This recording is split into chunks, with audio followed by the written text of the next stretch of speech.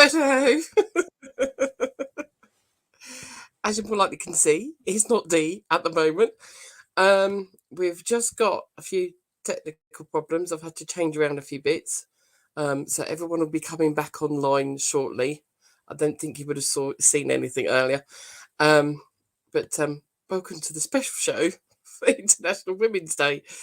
Plenty of guests on today or tonight, talking all things about International Women's Day and specifically our event that's coming up on Saturday. If you hadn't have known, Saturday, Luton Hat Factory, 12 till 5, we're doing our annual International Women's Day. All the tickets need to be purchased beforehand on Eventbrite. So take a look at our Linktree pages and our Facebook page, and you will actually then see the link on there to not only our Facebook event that shows you all of the different exhibitors that are going to be there, but also the link for the actual Eventbrite to purchase your tickets. Tickets are £5 plus the admin fee. And even if you turn up on the day, and if we do have tickets still available, you would still need to log in as Eventbrite, because we do need to register that you're there. Because it being the Hat Factory, we've got the whole building to ourselves, so we do need to know who's there and everything else. So a proper registration is then needed. Yes, so we're just waiting for Dee to turn up while we fiddle everything around at this end. One of the other things that we've got going on, before Dee forgets to then say it later on, is that we've actually then got our community show on as well. So Life in the Lockdown. That's then on Thursday. So we've managed to try and fill up a whole week full of stuff that's going on.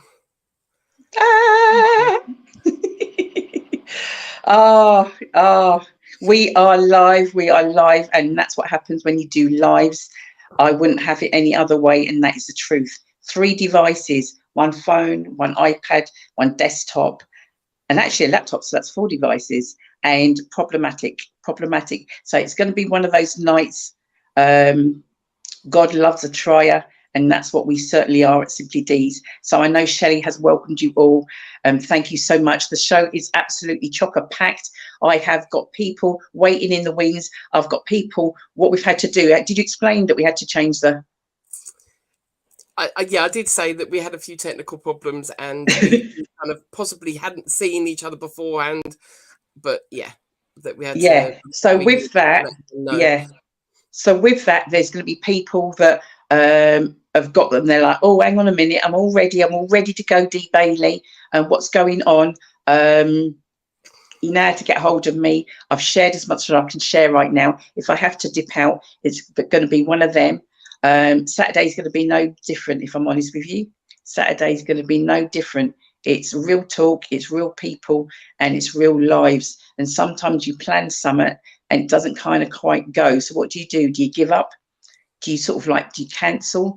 Or do you keep going and just showing people that regardless, and especially as us women, it's all about the support. Can't do it without Shell and a load of other people in the background. So because of this device and all the rest of that, have we got the lovely Kirsten hanging in the wings, Shell? Yes. So for those of you that have just joined, I'm sure Shelley has said share. You'll understand why, the importance of sharing.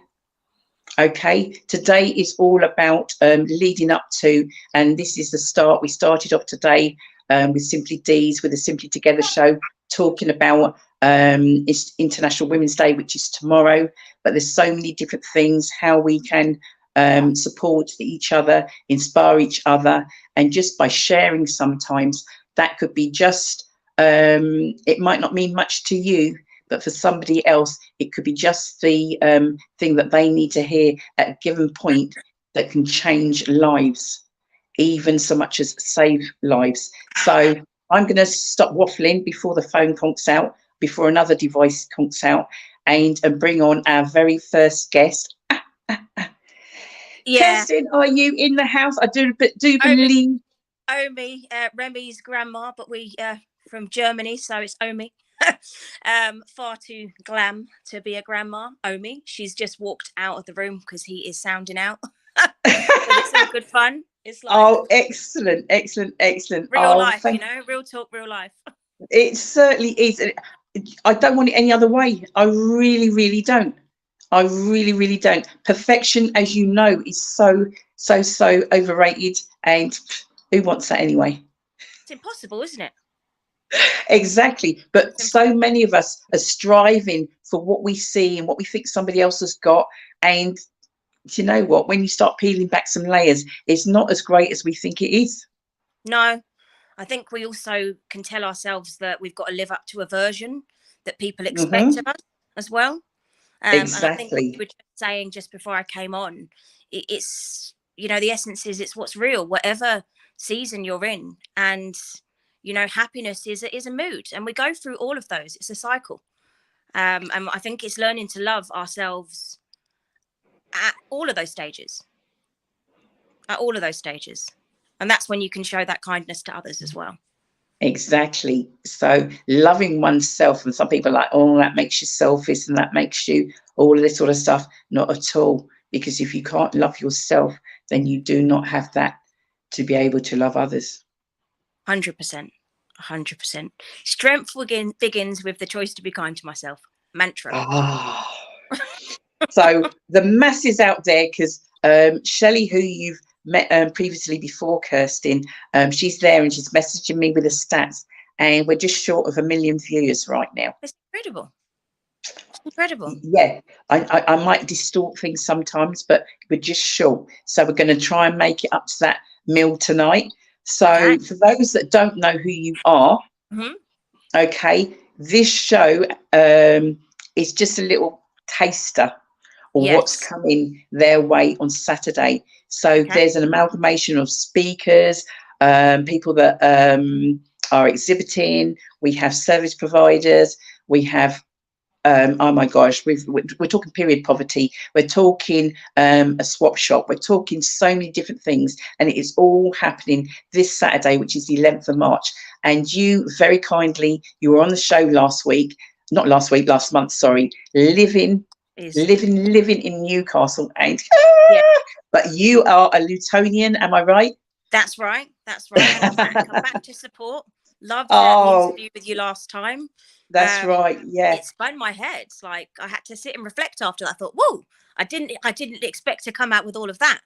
And it took some days of processing, but it's really great stuff. And just obviously to not veer off, because I can do that, but yeah, I am Lutonian, but I'm living in Newcastle with my Geordie man and my little Geordie baby. He's not speaking yet, but when he does, that will be interesting. Mummy will have this strange accent, but I'm a singer-songwriter, but I'm also a woman. I'm a mother. I'm a sister. I'm a daughter. I'm an aunt, but I'm a woman. So I'm here for it. But yes, I'm a singer-songwriter. That's what I do. That's my creative outlet. And that's what brought us to one another. But I think it's the real talk that keeps us here. It certainly is. So this show is called Real Talk. You were on the show previously. Yes. Back in February. And well, I knew as soon as you were on, I was like, International Women's Day. I say to the other, we want her, I want her. We're kind of messaging, and you very kindly, and I know you're in Luton now, and I am so grateful, so thankful. I don't want, so for those that are thinking like, yeah, so what, so Kirsten's gonna sing, yeah, so, and it's like, I don't know, we might do a little duet, guys. Dun, dun, dun. But also, you're going to share some stuff with us. Am I right? Mm-hmm. Well, I don't know. I've jumped aboard this crazy ride with you again. And I have no idea what's happening, but I'm smiling throughout and I'm holding on. Do you know what? Hand on heart, and Shelley will tell you, this is something that we do. Mm-hmm. And we always say to people, you need to buckle up. Yeah. You need to buckle up. Oh, you're hilarious. I walked in blind last time, not this time. Need to buckle up, because on Saturday there's going to be some laughter, proper belly laughter. And you know what? I'm sure there's also going to be some sadness. I'm sure there's going to be a few tears, but it is going to be real talk. Mm-hmm. But you will be left inspired. Oh, I can't wait. That's motivated. And that's what we're looking for. Oh, we certainly are. We certainly are. And sometimes when you share, it's like a weight's been lifted. You know, it's like a weight's been lifted. And sometimes when people are sharing, you think, it's nothing. My story's nothing. Everybody's got a story. Everybody's had a journey. And I guarantee that somebody will leave there and take from what you've shared and take that forward with what they're doing in their lives. Absolutely. Absolutely. And if I can inspire just one person, or just makes one person feel like they're less alone, then I figure I'm doing something right. Because I think when you know, in the ebbs and flows, in the ups and downs, you can single yourself out, and you can feel like it's a unique emotion that you're feeling. But I think everyone's feeling something. And you'll be surprised who can relate. Exactly. Because so many times, it doesn't matter who you are. I'm going to speak to a young lady straight after you. And we all think, when we see certain things, whether it be on the media, whether it be, you know, just even streets, wherever it might be, and you see and you think like, oh, I wish I was that. I wish I was thinner. I wish I was this. I wish. And it's like you're wishing yourself away. You're wishing to be other people, and knowing that you are good enough exactly as you are. You are good enough. And there may be some things that you might want to change, you might need to tweak, but you as a person, you are good enough. And understanding that, and worthy. The comparison, that's why do we do it? We've all done it, haven't we? Yeah, definitely. Depending where we're at. If we're feeling good, we don't. But if we're not feeling good, it's especially social media. Yes. But the highlight reel, that's what it's called, isn't it? You know, typically people will post their real good times. Yes. Their baby scans, their weddings, their engagements, their holidays. And, you know, it's easy if you've, for say, not going on holiday. You can't afford a holiday. It's easy to feel like, oh my gosh, like everybody's going away. Everyone's going away. The whole timeline, it's like it's just salt in the wounds. Yeah. But everyone, you know, there'll be a year where you go on holiday, and the people that you're comparing yourself to don't go on holiday. Like everyone, I think I said this last time, and it's, you know, we're circling again, which is that no one's got everything that you've got, and you can't have everything that someone else has got. That's the thing. You are blessed in ways that are unique for you, and everyone's journey and purpose is different, and you have to trust that. But comparison is so unhelpful. Never is, unless you're comparing yourself to who you were in the past and how far you've come. And that's also the only time you should look back as well, because the past is the past. It's not a life sentence. It's a point of reference to learn and hopefully encourage yourself today. See, you're talking because of your journey. Absolutely. And that is what, we're not going to go into it now, because people are going like, oh, You want to know more.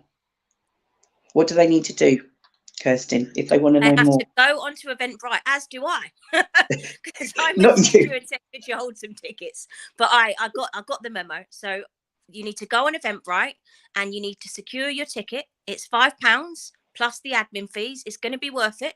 It's going to be a really, really good day. You're going to be inspired. You get to share the space with like-minded people, not just women, because it's not a sexist event. Oh, I check tuned in you out. earlier. I We heard need you on a Cecile. promo video. That was funny. Yes, absolutely. That's my sales experience coming through.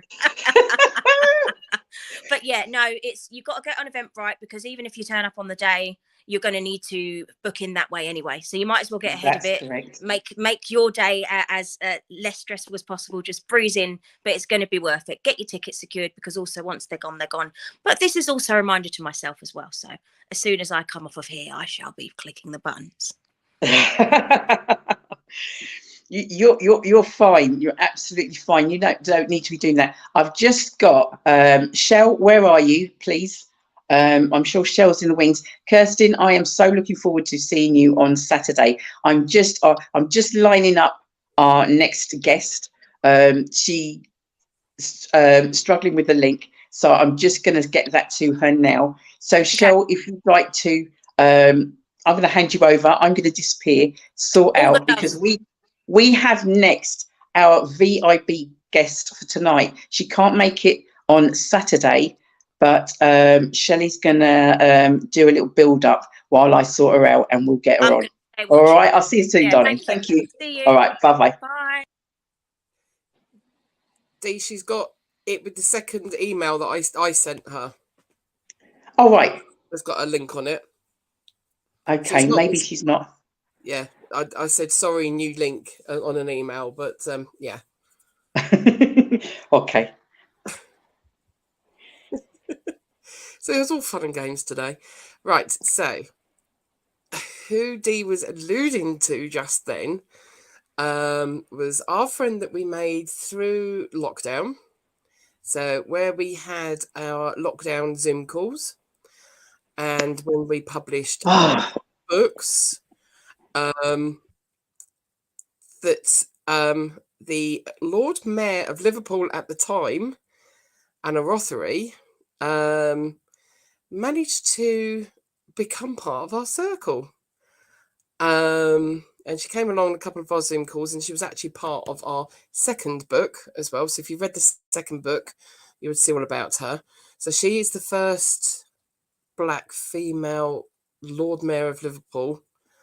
You might have seen her on a few different documentaries. So the Will I Am one, where he came over here and what it was like to be Black living in the UK. That particular documentary, and there was another one as well. Yes, and she is absolutely fabulous. Because of the problems we've had with the broadcast link, the first one that everyone would have had, I think we've now got a bit tied up. But as Dee said, she's not able to come down from Liverpool on Saturday. So what we're going to do is invite her on today, and then have a quick conversation and things with her. But I now don't know what to talk about.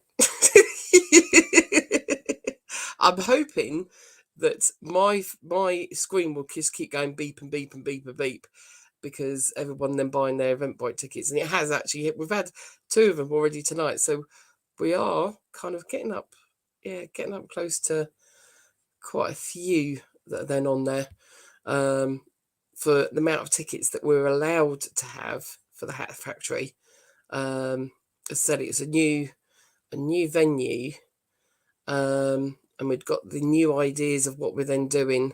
So not just like the speakers and things, but other things that are then going on.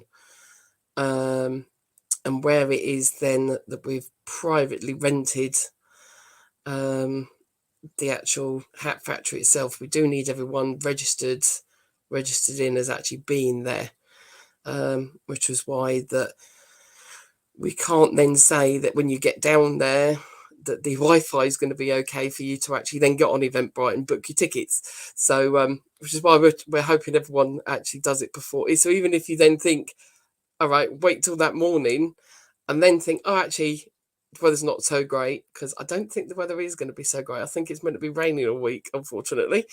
But I'm going to go down. So book your ticket just as you're coming down is then fine. I don't want you to get to the Hat Factory and none of us can actually book you in properly.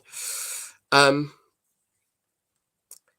as I said, yeah, hopefully, if you've been to one of our, actually, if we've got anyone commenting at the minute, that if we've got anyone that's actually been to our International Women's Day before, because people do seem to think that it's,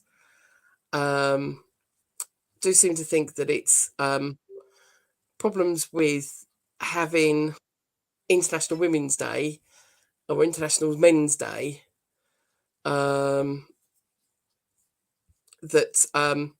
you actually then have. It's like the stigma amount of times that we've had. Oh, well, it's only for women or whatever else, and it's like, actually no, it's the fact that we do International Men's Day and we do International Women's Day, and we have always done that. But I think Anna's in here in a minute. Dee, you come back? I think it was me sound desperate now. Dee. If I can't get her to come out, I'm going to speak to Anna myself. Hi, my lovely. Good to see you. And you. Where's this Dee? Where's Miss Dee gone to? Right from the beginning of tonight, it's all gone a bit weird. Oh, it's a little bit wonky, but you know what? It always is. We always get there in the end, don't we? We do. You know, this is the life of women, not just on International Women's Day, but day to day. This is our lives, multitasking, trying to do everything. It was a bit wonky, but we still get through it. Yeah, you just go through it. Obviously, Cecile's getting all happy as well that she can see you. Hello, everyone. So I was trying to explain how you first came along with us and came into our Zoom calls. How was it that you actually first? Well, Dee actually got in touch with me and asked me would I come on and have a chat with you ladies about. Well, it was lockdown, wasn't it? And so we were all working from home and self-isolating, and it was quite an awful time for everybody, really. And so Dee asked me would I come along. And I came along to speak and just to meet everybody. And I ended up staying the whole session. I'm making a whole load of friends. And, and the thing was, I think Dee was saying to me, would you come and speak to the women, because everybody's struggling. But, I don't think what anybody realised at the time is I was struggling the same as everybody else because I was self-isolating. I was climbing the walls like everybody else because, you really couldn't go anywhere. And so for me, something that I'd been asked to do was to support women who were in that situation. But it was a massive support for me because, I was going through exactly the same things that everybody else was. And, I just loved all of you women and, the conversation that we had and, the openness and the honesty about everything was that I was like, I've made lifetime friends here. I just don't want to leave. And so even after the session was over, I said, Dee, can I come back next time you do something? Can I come along and join you? And she said, yeah, of course, And so that's where the relationship really started. As I say, it was a godsend for me. And it was, I know for all the women that are part of this, it really was that lifeline, I think, at that point in time. And then I got roped into doing a calendar and being in the book. And, the way Dee does, she sort of just fishes you in, Yeah, there's one thing that we should actually have as a bit of a warning that anytime anyone gets involved with Dee, you get stuck like Velcro. Yeah. most loving way but you do get stuck. Yeah, that's it. No, it's been great. As I say, it's been lovely meeting all the women and, following the women and seeing what people are doing. And, it was a catalyst for most of the women because they tapped into, themselves in terms of areas that they didn't even know they had those skills. They didn't possess those skills. Yeah. And, people were reaching really deep and, and come out with all these amazing things that they could do.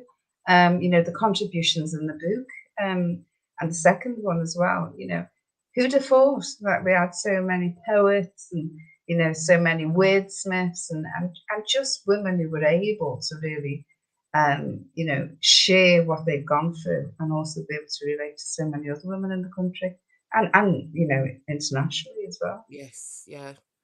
I think Dee's now pumped back. See, I carried on without you. I know. I would. It's only due to circumstances. I allowed. Hello, darling. Oh, you've got no idea. Everyone has no idea, but I will explain it another time. Oh my gosh, I feel like I could cry. Don't set me off.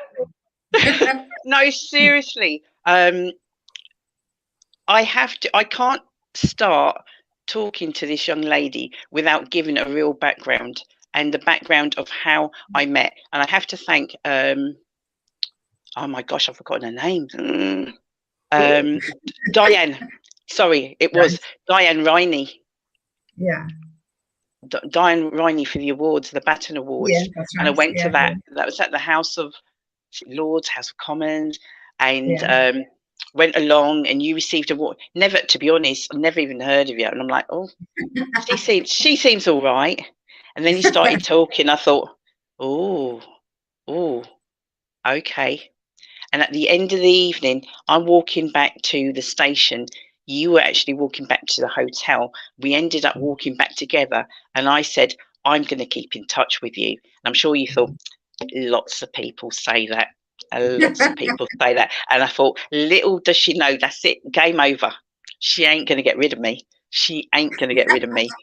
And sure enough, we kind of kept in contact a little bit. And then it was really lockdown that just kind of blew things out the water, wasn't it? Yeah, it really was. Yeah. It was. There's no chance of that. There's no chance of that.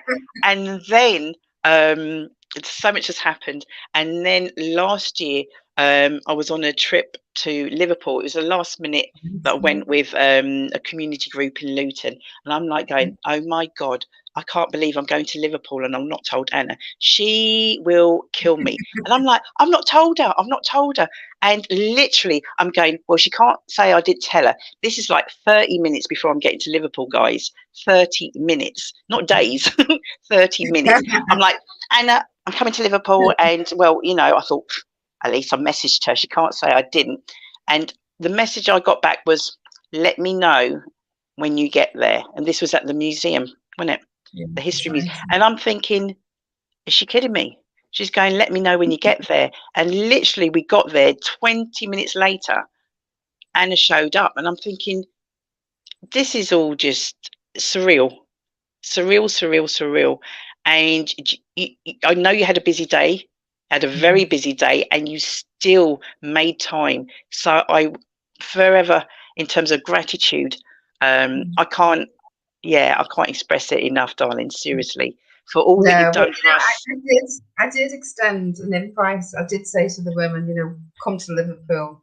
When I was Lord Mayor, I was like, come to Liverpool, I'll take you into the town or give you afternoon tea, look after you. But, obviously that didn't happen the way we'd planned it.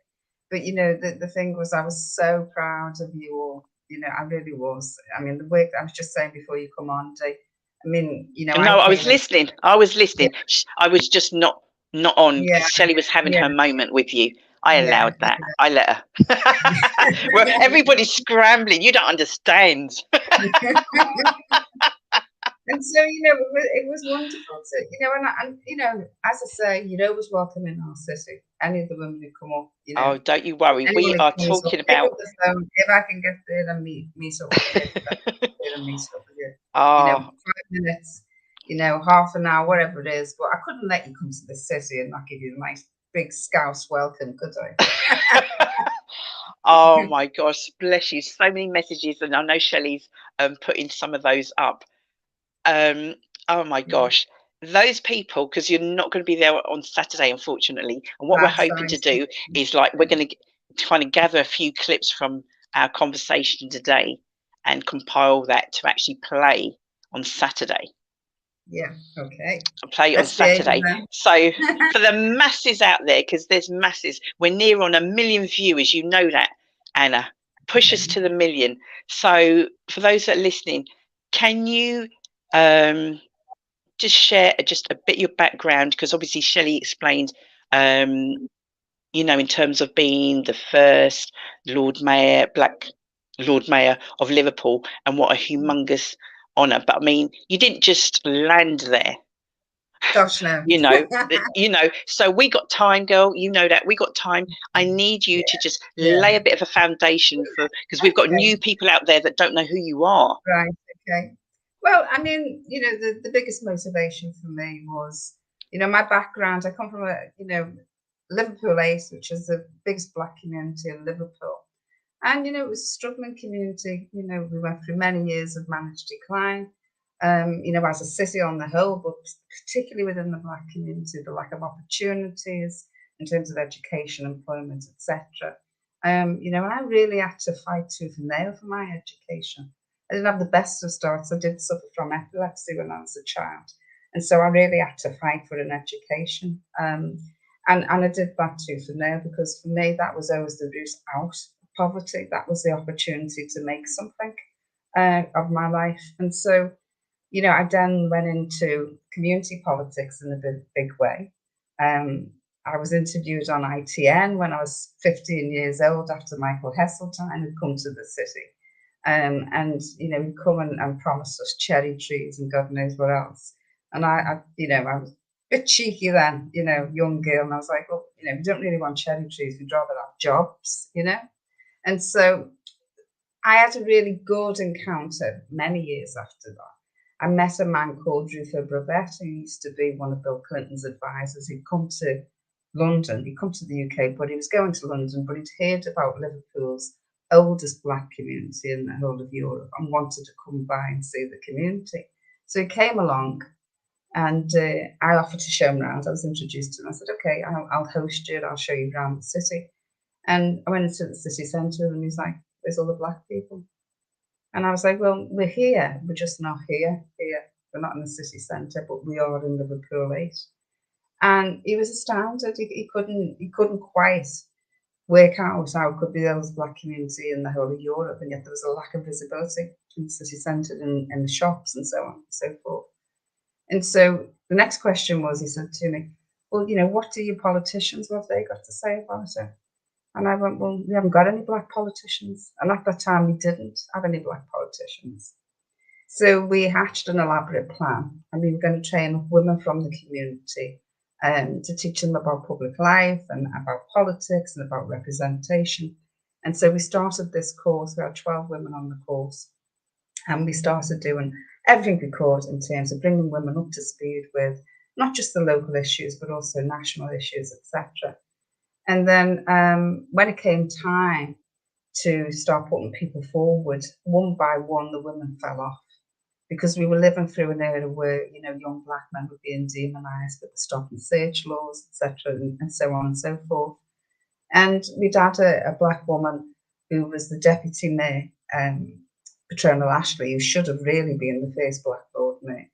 But she'd been demonised in the press, you know, she'd been attacked over, you know, her personal life and stuff like that. And the knock-on effect of that was the women that we'd spent all this time training, they just didn't want to put themselves forward, because they didn't want to leave themselves wide open. And so one by one, they dropped away.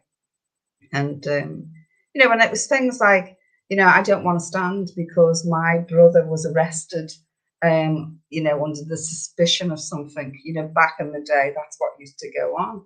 And so, you know, but for me, my argument always was, well, you know, that's real life. You know, you need to embrace that experience, and that is going to help you represent the people in the city who need your representation. But it didn't work. And so, because I've made a big fanfare of this, I've spoken to all the political parties and said, you know, we're going to have these women, you know, we're going to put them through as candidates. We want them to be treated fairly, get access to the candidature and stuff like that. And so when I was left sort of swinging in the dark, I actually thought, well, I'll go forward just for one term. I thought, you know, let me do it. Let me prove to people you can do it, you know, and it'll be fine. And I also naively thought I could change the face of politics overnight. And 17 years later, I'm still in politics. So, you know, how wrong was I? But, you know, the thing is, I went into it with my eyes wide open, and it's been one of the most challenging things that I've done in my life. It's been very difficult at times, not just as a woman, but as a Black woman, a Black working class woman, and a Black socialist woman also. And so, you know, to be honest with you, there's been some really major challenges. However, you know, those barriers that I've been able to break down, you know, the one thing that's always at the back of my mind is, well, if I go through this, any women that come behind me, they're going to have to encounter it. So, you know, it was predominantly male orientated. I think when I was elected, there was like 3 women within the Labour group. I was a Labour councillor then. I'm now a community independent councillor. And I just thought, well, you know, this has got to be challenged. You know, women make up a large proportion of the city. We're the carers, we're workers, we're in every facet of life and social life. And we've got no representation. And the same for Black women as well. And so, you know, becoming the first Black Lord Mayor was not something that I'd ever envisaged. I never thought I would become the first Black Lord Mayor. I never ever thought I'd become anything, because it was quite a hostile environment, you know, as a Black woman coming into politics. But you know what, I never let it deter me, because of as I say, there was a lot to fight for, and it was going to be difficult. And so when I got the opportunity to become the Lord Mayor, I was at the same time doing the role of Mayoral Lead for Equality. And so it wasn't just race equality, it was gender, disability, LGBT, etc. And so on the proviso that I could continue in that role, I agreed to accept the Lord Mayor's position. And, you know, that was COVID period as well. So the elected mayor and the Lord Mayor and the city region mayor are all different roles, and everybody gets very confused about that. And so the Lord Mayor is an apolitical role, and it's a figurehead, but it's also an ambassadorial role. And so I thought, well, this is going to open quite a few doors as well. You know, if I can do both Mayoral Lead for Equality and Lord Mayor, it's going to get me into these spaces where I need to be having those conversations and changing that narrative about where's the woman's place within the workplace, within the political, you know, spheres, etc. And so, and it did do that.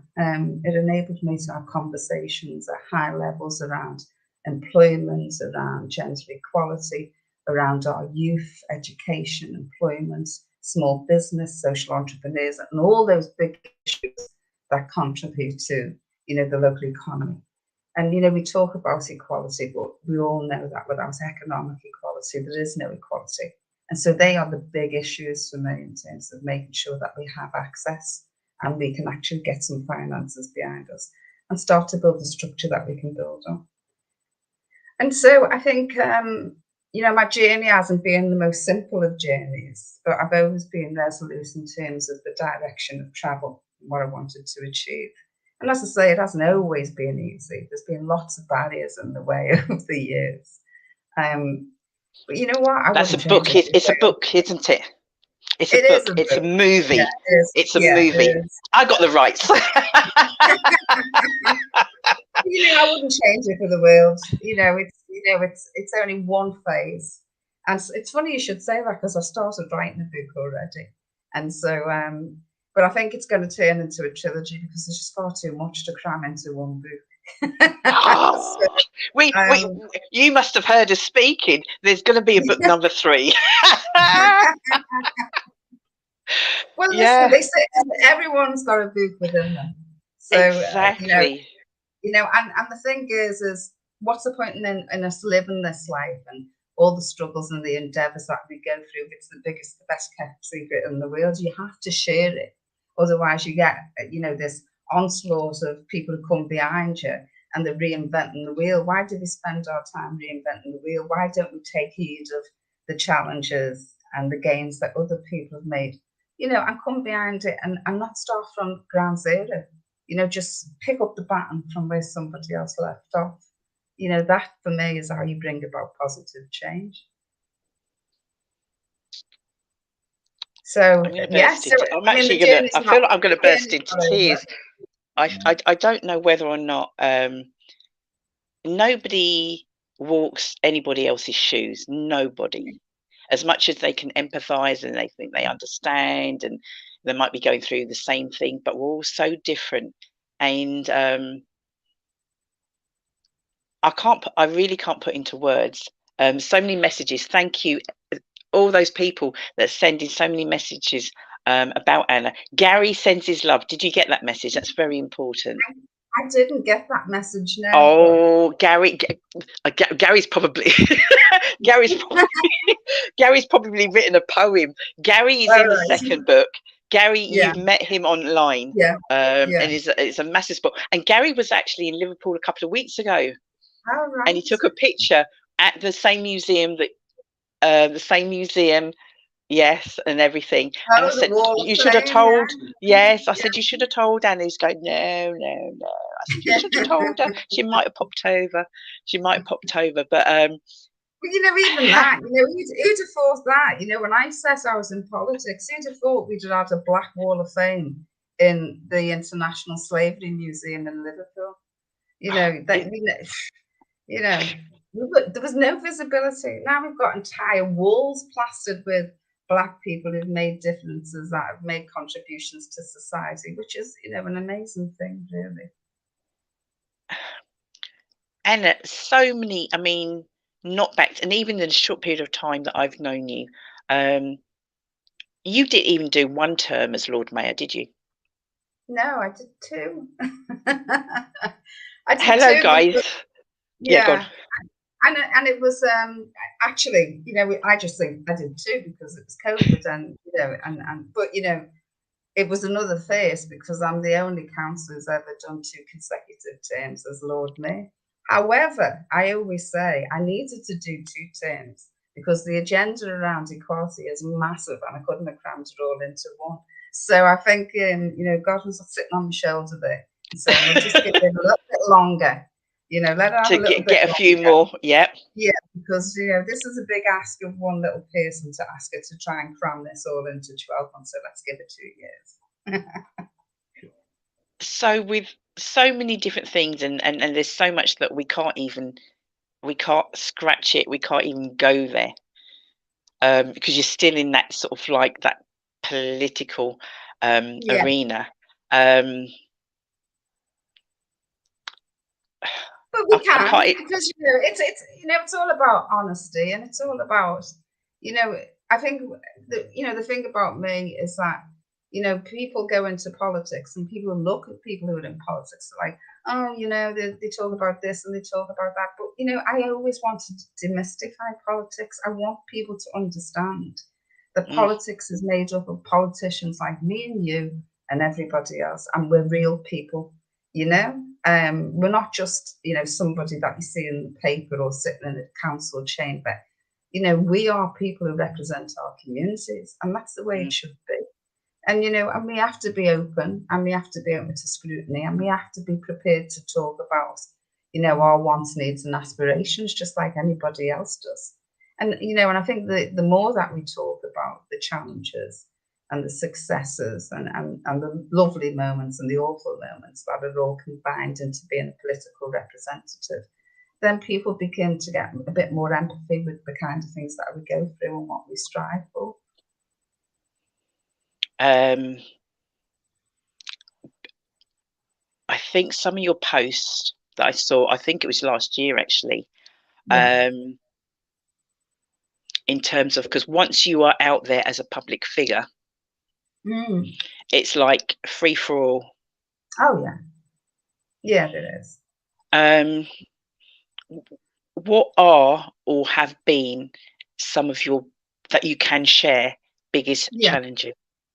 If you well, I'm come on, I'm nothing if I'm not outspoken. Everybody knows me, so I'm very outspoken, and I tell it like it is.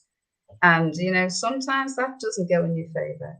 But I wasn't elected into this position to stay silent on the big issues. I was elected to speak out about them.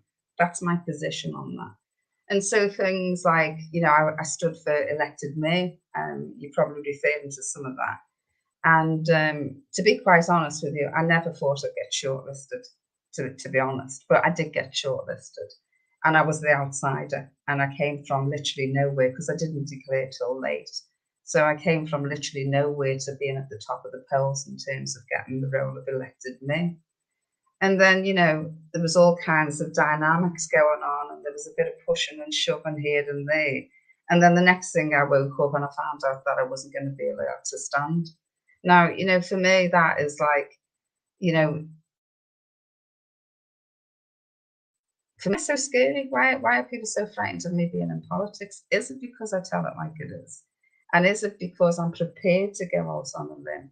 And is it because I'm prepared to leave myself wide open to be scrutinised and challenged? But for me, that's part and parcel of the role of being in public life. You have to take the rough with the smooth. You can't say, I want this section of it, but I don't want that section of it. But what you can only hope for is that people have the the knowledge and the integrity to judge you on your previous behaviour and what you stand for, your values, and your aspirations, and the fact that you actually want to bring about positive change. I mean, politics is a dirty business. We know that. We know that old cliche, but it is a dirty business because you're always going to be competing, with somebody else for a position. I mean, I did a blog a couple of years ago and said it's the only role that you can be in for like 40 years. Wake up in the morning, be made redundant, have no redundancy pay, no pension, and render yourself unemployable because you've made so many, calls in terms of employment rights and so on and so forth. So it is a bit of a thankless task. But it's one of those jobs, somebody's got to do it. And it's not everybody's cup of tea. And so I can open my mouth and talk about the big issues. So when things get a little bit cagey or a little bit difficult, I'm not going to run for the hills and go, oh, don't talk to me like that, or don't say this about me. You have to take the rough with the smooth. So how did you kind of, like, you said you just woke up and that was what out on in the media, that you were no longer, I mean, were you told prior to it being out there? Or? The thing about politics, you see it and you hear everything through social media before somebody tells you about anything, because there's very little confidentiality, which is quite poor, really. And I just was told that they were opening. The ballot papers had already gone out to people, and then I was notified along with the other two candidates that they were going to rerun the process, and so I had to go back to interview again. And there was no difference in the interview than the first one. I'd gone through the shortlist and the interview, and been chosen as a candidate. And then the next thing, I got an email saying we're opening up the process and the previous applicants need not apply. And that was it. And so there was me and two other women who'd applied, and none of us could reapply. And that was kind of left hanging there. And for me, it was it was quite shocking, really, because they couldn't give me any genuine reason as to why I couldn't reapply. It was just like they just woke up this morning and gone, well, we don't want it. And we can't just say we don't want here. We're going to have to say we don't want any of this. And that's how it felt to me. And then, I suppose people have probably watched the Labour files and stuff like that, the stuff that went out, which was a very in-depth, detailed insight into what actually happened at that time. And, it kind of shattered my illusions, really, because when I'd been doing the work with the women, I was looking around at political parties and I was thinking, well, it's the Labour Party that sits closest with my values as a woman. but it didn't meet all of my wants and needs. But it was probably the closest aligned in terms of being working class, being a socialist, coming from a working class background, with very little hope and opportunity, etc. And so it sort of shattered the illusion that I had about the party, based on the behaviour, which was wrong, really, because that was the behaviour of a few people rather than the entire party.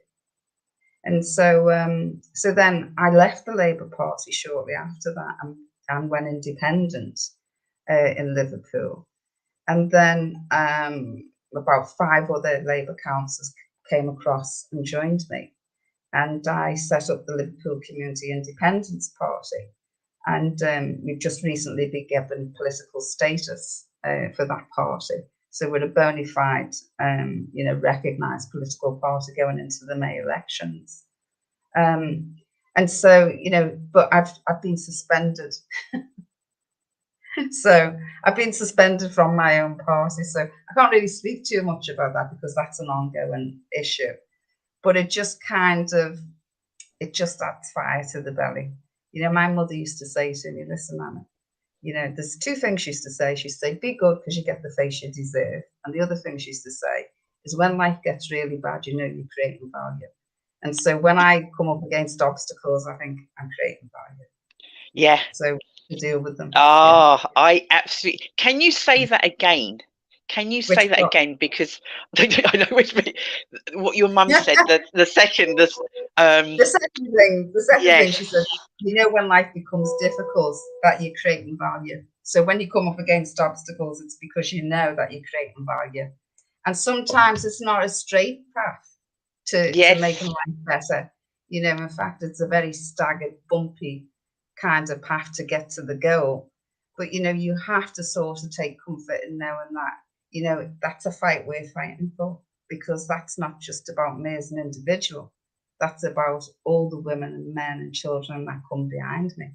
And that's a fight that I can take. I'm thick-skinned enough to take it on the chin, so that younger women who come through don't have to put up with the nonsense that I've had to put up with. So a bit of Kung Fu Panda going on there, Dee.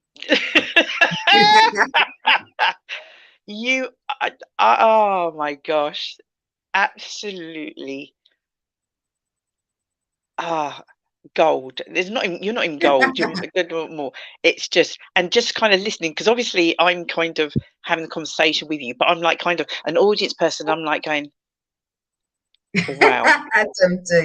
And it's just a case of like just absorbing what you're saying, and I'll be watching this back tomorrow, and it's like, okay, because for me, when there's certain things, exactly what you say now, some things, and you're thinking, but do you know what? If you weren't creating a wave, or if you weren't doing something, then they wouldn't even bat an eyelid. They wouldn't even notice you. But it's only because you are. That means you know you're on. You know in yourself, and so you will continue to keep going, keep striving, and you are. It's the right path for me. It's not everybody's path, because it is difficult, and there are personal ramifications in terms of family and so on and so forth. But I'm really lucky. I've got a family who support me. I've got friends who support me, and I'm surrounded by people who know me like the back of their hands, and they know that when things get tough, I'm going to just keep going. And so as I say, it's not for everyone, but if I'm here, the way I look at it, if I'm here, I want to make a difference. When my time's done and I stand down, I want to be able to look back and say, well, I used the years wisely and I brought about positive change. 2000%. That's just it. Whilst we are here, for whatever period of time that is, I don't want to be I just existed. Yeah. I don't want to be I just existed. It's a case of like, we're all here for a reason and a purpose. Sometimes I get it. Sometimes people aren't kind of sure what that might be. But when you find it, or even along the journey, embrace it and just keep going. You don't know how many people you've changed their lives. And because not everybody will tell you. You know that, right? Not everybody will tell you. you have people that will watch you. They will never say anything to you. They'll never, but they're watching from behind, and it's like, oh, do you know what? Anna's done X, Y, Z. Maybe I can try something new. Maybe I've fallen down, and maybe I get up and keep going. Why would Anna still be in politics? All what she's been through. Why would she put herself through that? And it's for others. It is. Yeah, you're incredible. And it is. I've been inspired by people who've come before me. And that old cliche, Definitely. Stand on the shoulders of giants, never a true word said, because I've been inspired by many women who've come before me. And, and I've also been really lucky because throughout my life in politics and before even, people present themselves to me at the appropriate time. And so, I've been so fortunate, people that you would never believe that you'd meet in a lifetime. I mean, after a couple of years of being in politics, Reverend Jesse Jackson came to Liverpool and became a really good friend, him and his PR guy, Butch Wing.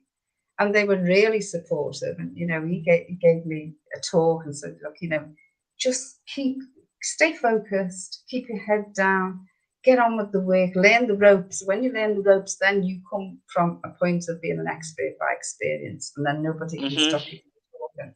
So he gave me some really, really good guidance. But, when the first time I went up for re-election, they did try to deselect me, but, that was the reality. The first election I went up for, they tried to deselect me. Not the people I represented, but the party. And, I would say that was because they thought they were getting a nodding donkey, but they got a Trojan horse. As soon as they realised they had a Trojan horse, they're like, let's get rid of it. I wrote to Jesse and I explained to him, and he wrote a letter to the leader of the council in Liverpool at the time. And it was it was quite an important letter to get a letter from Reverend Jackson.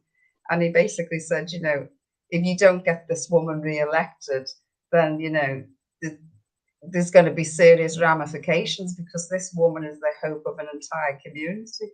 And so, so you do end up meeting people who are in your corner and you look out for you as well, just at the appropriate times. And usually it's been when I've been at a crossroads and I feel like I just want to give up. And then somebody will present themselves, and that'll spur me on to continue doing what I should be doing.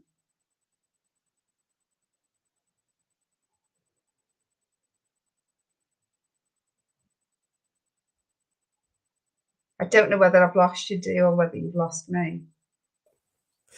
I don't know where Dee suddenly went. She disappeared. I might have talked her into submission. I should back again. It's like, Dee's suddenly gone quiet. Anyway, that's enough of me. It's also about you, wonderful women. And as I say, as I was just saying then about, people present themselves at certain points in your life when you're at a crossroads or you're feeling a bit down, you just need a bit motivated. And I've got to say this, and from the bottom of my heart, when you invited me to come and meet the women, you're never going to realise just how much you did for me, never mind what I did for the women. But just that, that safe space to be able to talk and listen and just to be able to relate to what we were all going through at the time really was saving grace for me. It really was. So thank you very much. I think going through that time with everyone all together, and we were all completely different with who we are, though our backgrounds were. It just worked. Yeah. And there's no real way to actually explain kind of because we always say the village, and the village is that it's we tried to work out how to say this nicely earlier, but it's the younger ones and the elders, and it's everyone in between that helping each other through, because it's all lived experiences, but you're not necessarily in the same boat. Everyone kept saying we're all in the same boat. No, we weren't. We're in the same storm. We're in our own boats in the same storm, going through similar experiences, but not actually experiencing it. I mean, some people were loving being in lockdown, that they didn't have to go out to work. They could just stay indoors. You didn't have to do anything. And other people were finding it the opposite way around. So it was swings, roundabouts, ups, downs, the whole works. But to have everyone there and to be open and to share anything and everything that was then going on, it was such an unusual time. I'm not going to say the unprecedented word because I hate that word. But it was unusual. It was different. We've got through it. Hopefully got through completely opposite, like through. We don't have to go back there again. No, gosh, no. No, we did. And we got through it together. And, you know, that's the most important thing. And, you know, I suppose, you know, it's appropriate that we're talking about International Women's Day and celebrating the women and the different contributions that we all make, because, you know, we all play a pivotal role in the scheme of things. We've all got our role to play in that. And I think Life in a Lockdown and the group and the book and the calendar and the second book and the, you know, I think that proves that, you know, those experiences and just being able to, you know, come together as a collective group and just be able to share, you know, not just our hopes, but also our fears, you know, because a lot of us, it was uncharted waters for all of us. And, you know, I think a lot of us, the truth be known, we all struggled with our mental well-being at some point or another during that time. And so, you know, just to be able to come together and do that, you know, it really is a foundation for how we should act and support each other as women, not just on International Women's Day or month, but throughout the year. You're making me cry. I'm going to make you laugh in a minute. Yeah, please do. No words. I wish you was here. I'd give you a big hug. No, that would make it even worse. I'd be bawling if I was with you now. I'd be proper bawling, not even bawling, bawling. I'd be bawling. To the masses, because we're probably past 1 million now, right, Shell? I said to Anna, let's tip us over 1 million viewers. Yeah. I said I'm going to do a real talk because I wanted to bring my real talk live, a private, you know, up close and personal, an intimate evening with whoever you're my first guest. Let me tell you that now. You are going to be my first guest. So watch this space. Anna is going to be coming to Luton, guys. And yeah, and you'll get the opportunity to meet. That was leading that we were going to go up there. No, we're going up there. But we're going to bring her down here. We're going to bring her down here at some stage. But we're doing the Simply Deez crew are going to be coming up to Liverpool for a weekend. Yeah. We're definitely going to do that.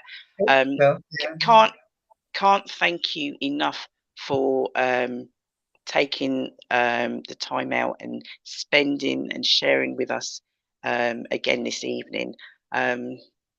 It's so special. We are blessed. We are blessed and grateful. Gratitude is a must, and I know you know that.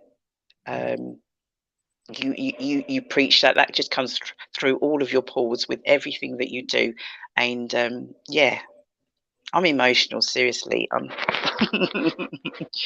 Yeah, one of them. Because you know when you message, you goes like, "Is it tomorrow?" I thought, "What do you mean? Is it tomorrow?" No, Anna, it's tonight. It's tonight. And I'm thinking, I've told everyone Anna's on the show tonight, and I'm thinking, oh my gosh, no. I'm getting old, Auntie. that right comes with the passage of the age. I'm allowed to be a bit scatty. You're hilarious. All the information in my head. But I always get there in the end. Oh, definitely. We're booking you for next year, or we're doing one in Liverpool. Put it that way. Okay. One or the other. One or the other. And we're going to be together. Yeah. Definitely. Is there anything else? When I say is there anything else, what can you, because all of us, as Shelley just said, we've talked about COVID has gone. Some people are still kind of got, when I say hangovers from that, still issues, whether that be physical, whether that be mental, whether that be from that. But as in terms of, when we say support can come in so many different ways. And I'm sure you know that from everything that you do. But what message can you give the women today? The big message I'd like to send out is, we have, during COVID, it did give us a time to reset and to tap into our emotional intelligence.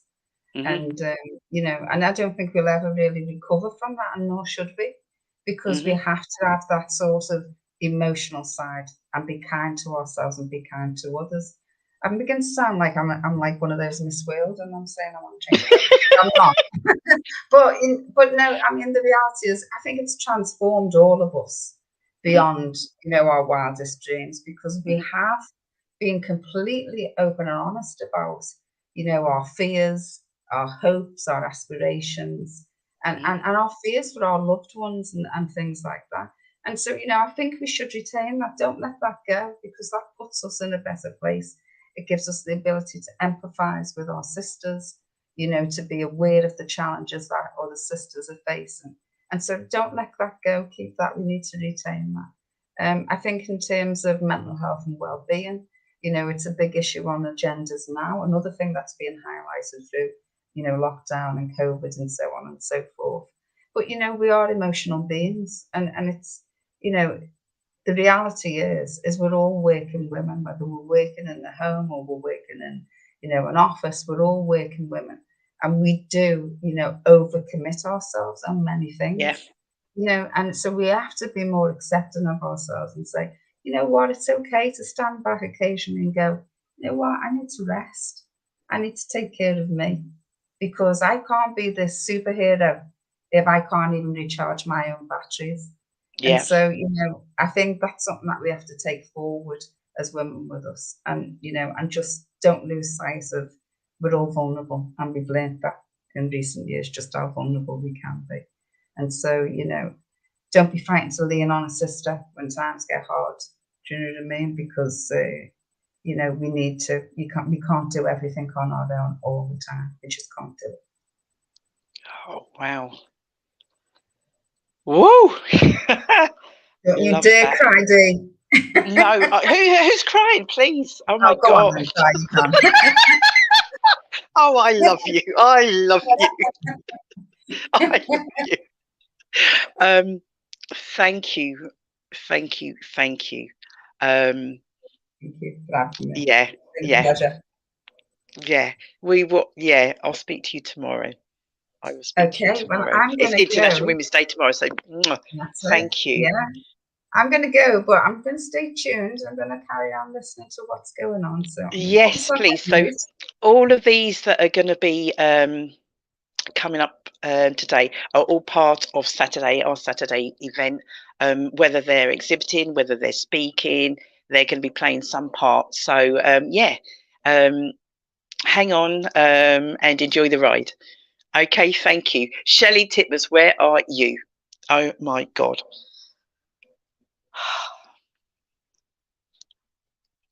People pay serious money for what you guys have just heard.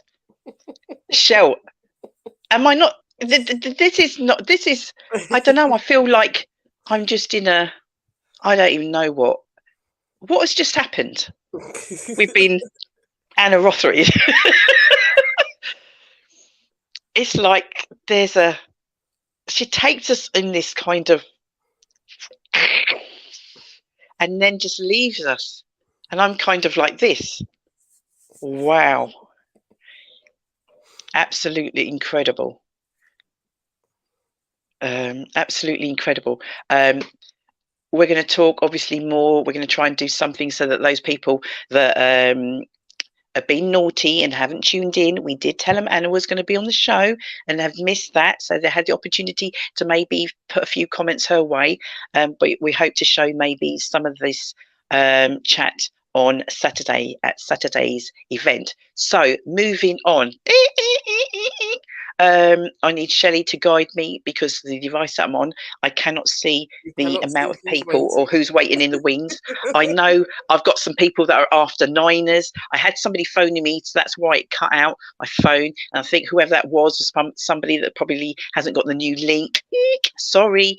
I did do a bit of a live just saying new link.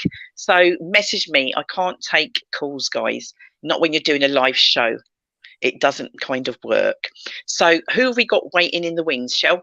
You've got Sharon, we've got V, and we've got Sandra. Oh, let's bring on Sharon Dean. I don't believe we've ever had Sharon Dean on the show before. Give it up for Sharon Dean, everybody. I know, I'm still in my dressing gown because I'm obviously been working and that as well. So welcome. Sharon, this show's called Real Talk, right? Yeah. You do not apologise. Oh, I know. If you were naked, I might kind of... Getting ready for Saturday.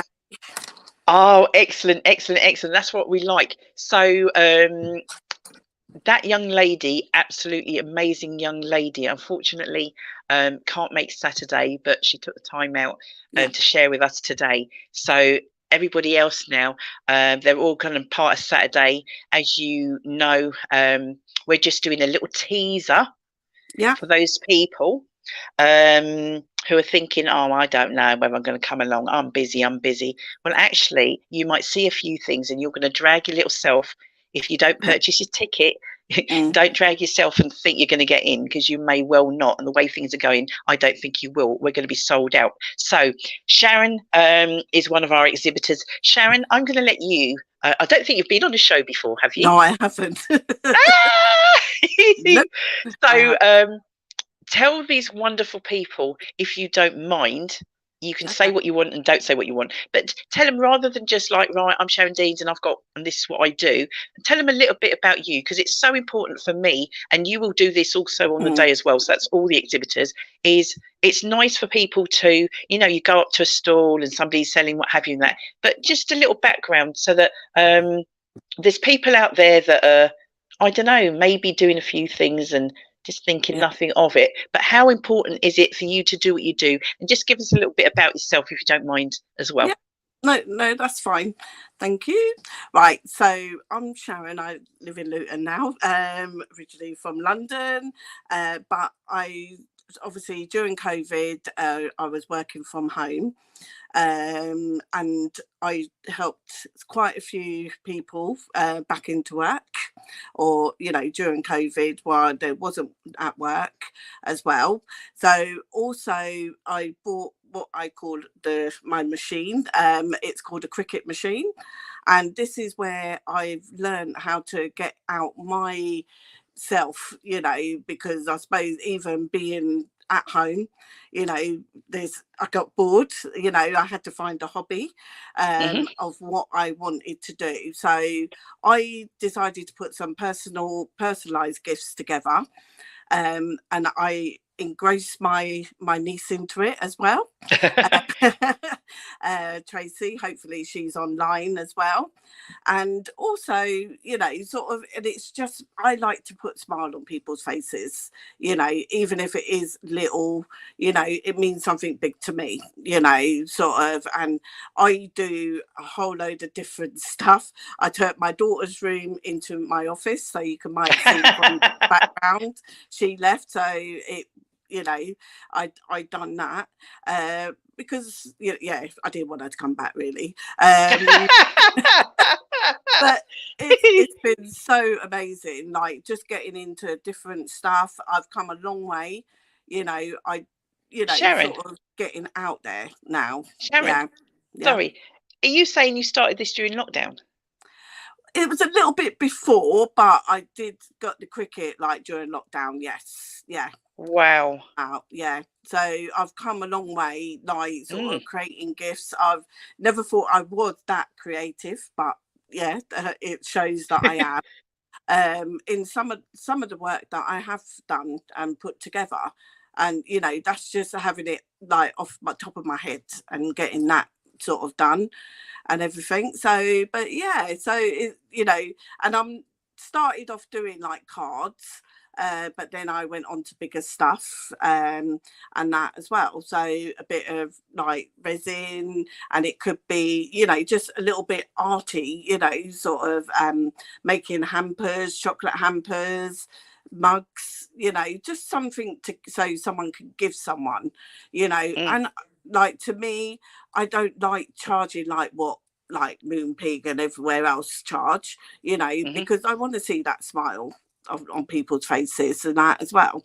So yeah, so that's what I think. Is Tracy there, Shell? Because if she's there, if we can bring her on. Sharon, you are amazing. Have you got anything there that you can actually hold up and show the guys that you'll have on Saturday? That I've just been working on is this little gift bag. So it is homemade. It's all made with craft cardboard, and I'm just putting some sweeties. Sorry? You can. You say cardboard? Yeah, that's made out of cards. So you can reuse it. Could take the sweets out and made it out of card. So and it's got a little bit on it as well. So I make it my own, you know, and as I said, is like just personalized, you know, and it's about giving, you know, and this could be for Mother's Day, Easter coming up, or just a little gift for someone, you know. And that's, you know, sort of what I've been doing today, and that as well as like sort of doing some canvases, but they're in the other rooms. Facebook's gone crazy, gone absolutely mental. The amount of hearts and the amount of people have gone absolutely crazy. I've already got my mind on, you know what I'm talking about, that picture frame. Have you got one of them there? Have you got one of them there? That I can go and get it while you talk to Tracy, and I've made. Yeah, she's disappeared, but she's disappeared. I'm on a couple of devices, guys, so bear with me.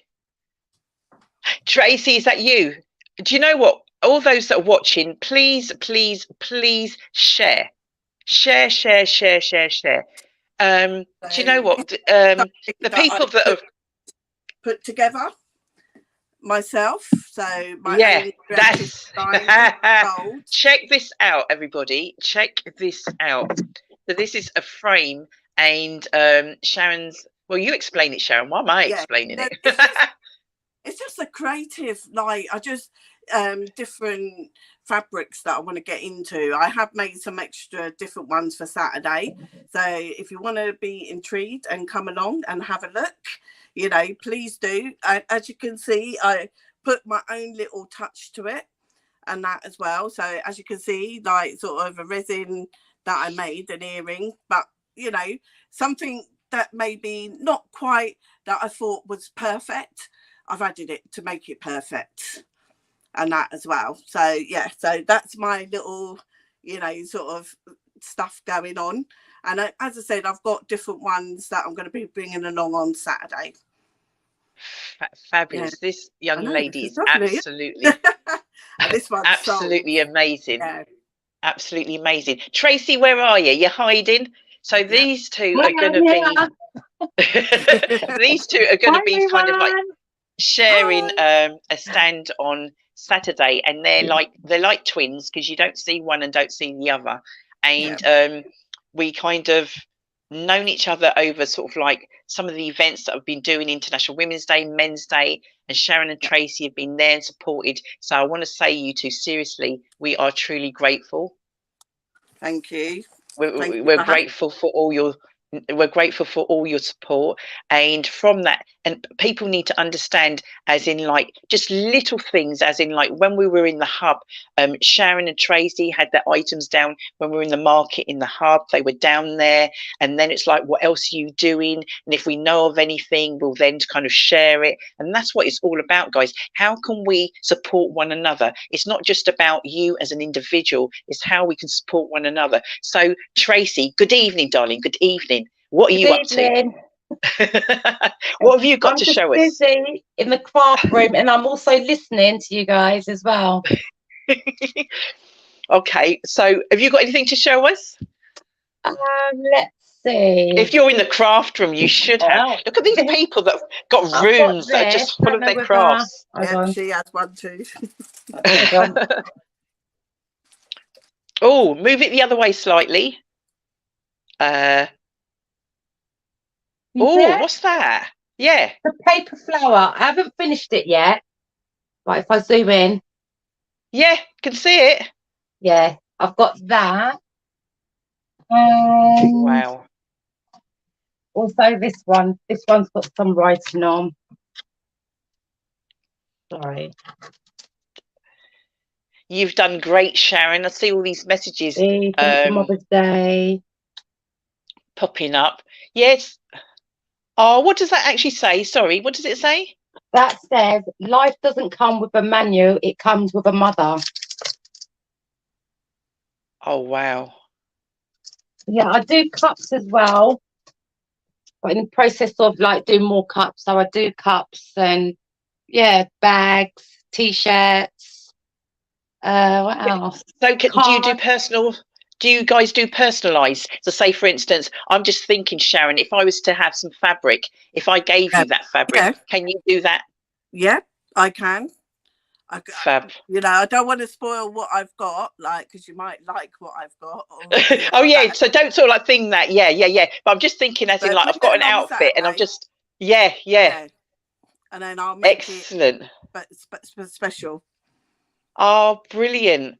Okay, so what do you want to sort of say to the masses out there that are thinking, oh, I don't know, I'm busy on Saturday, why should I go to this International Women's Day? You guys have been before. Event, like you were put on so much, like for Luton, to be fair, and then what that is like getting, you know, women to open up and seeing that they're not alone as well. You know, sort of, because we all have our own journeys and different things. Some people are easy to talk and some don't. You know, I've learned that through my job, you know, and that as well, and helping even the young people what they're going through, you know. And it's not just women, it is young men as well as men, you know, and that as well. And this is what, you know, I believe that you've done really well, you know, to help even a small business or even someone, you know, sort of like ourselves as well. Definitely. So excellent. To come along, get your tickets. That's right. The tickets are £5 plus a booking fee. So it's £6 something. For what you are going to get on the day, that is absolutely, I'm not going to say nothing. Because that is money for some people. If you are I'm talking seriously now, all joking apart, if you have any form of hardship, don't message on the chat, DM us privately, and nobody needs to know anything, and we want you there. You need to be there. You need to be there. So if I Trace, pay one ticket, I'm more than happy to do that. Oh, bless you, Sharon. Honestly, when I say we appreciate everybody, we seriously do. So looking forward to seeing what you guys are going to be bringing on Saturday. Buzzing, because obviously you've not been to the venue as in like for the International Women's Day. So yeah, we're gonna create a storm. So look forward to seeing you guys then. Continue in your little rooms, in your art rooms, creating your creating your items, and we will see you then. Thank you so much, Dee. Thank you. No problem. Sharon and Tracy, thank you so much, darlings. All right, see you later. Bye. All right, bye-bye. Thank you. They're amazing. we're so grateful for the support that they've given over numerous amount of years, and it's for you out there. Get your tickets and support. So the lovely Shell, who else do we have in the wings? So we have Sandra. Are you there? Sandra, Maury.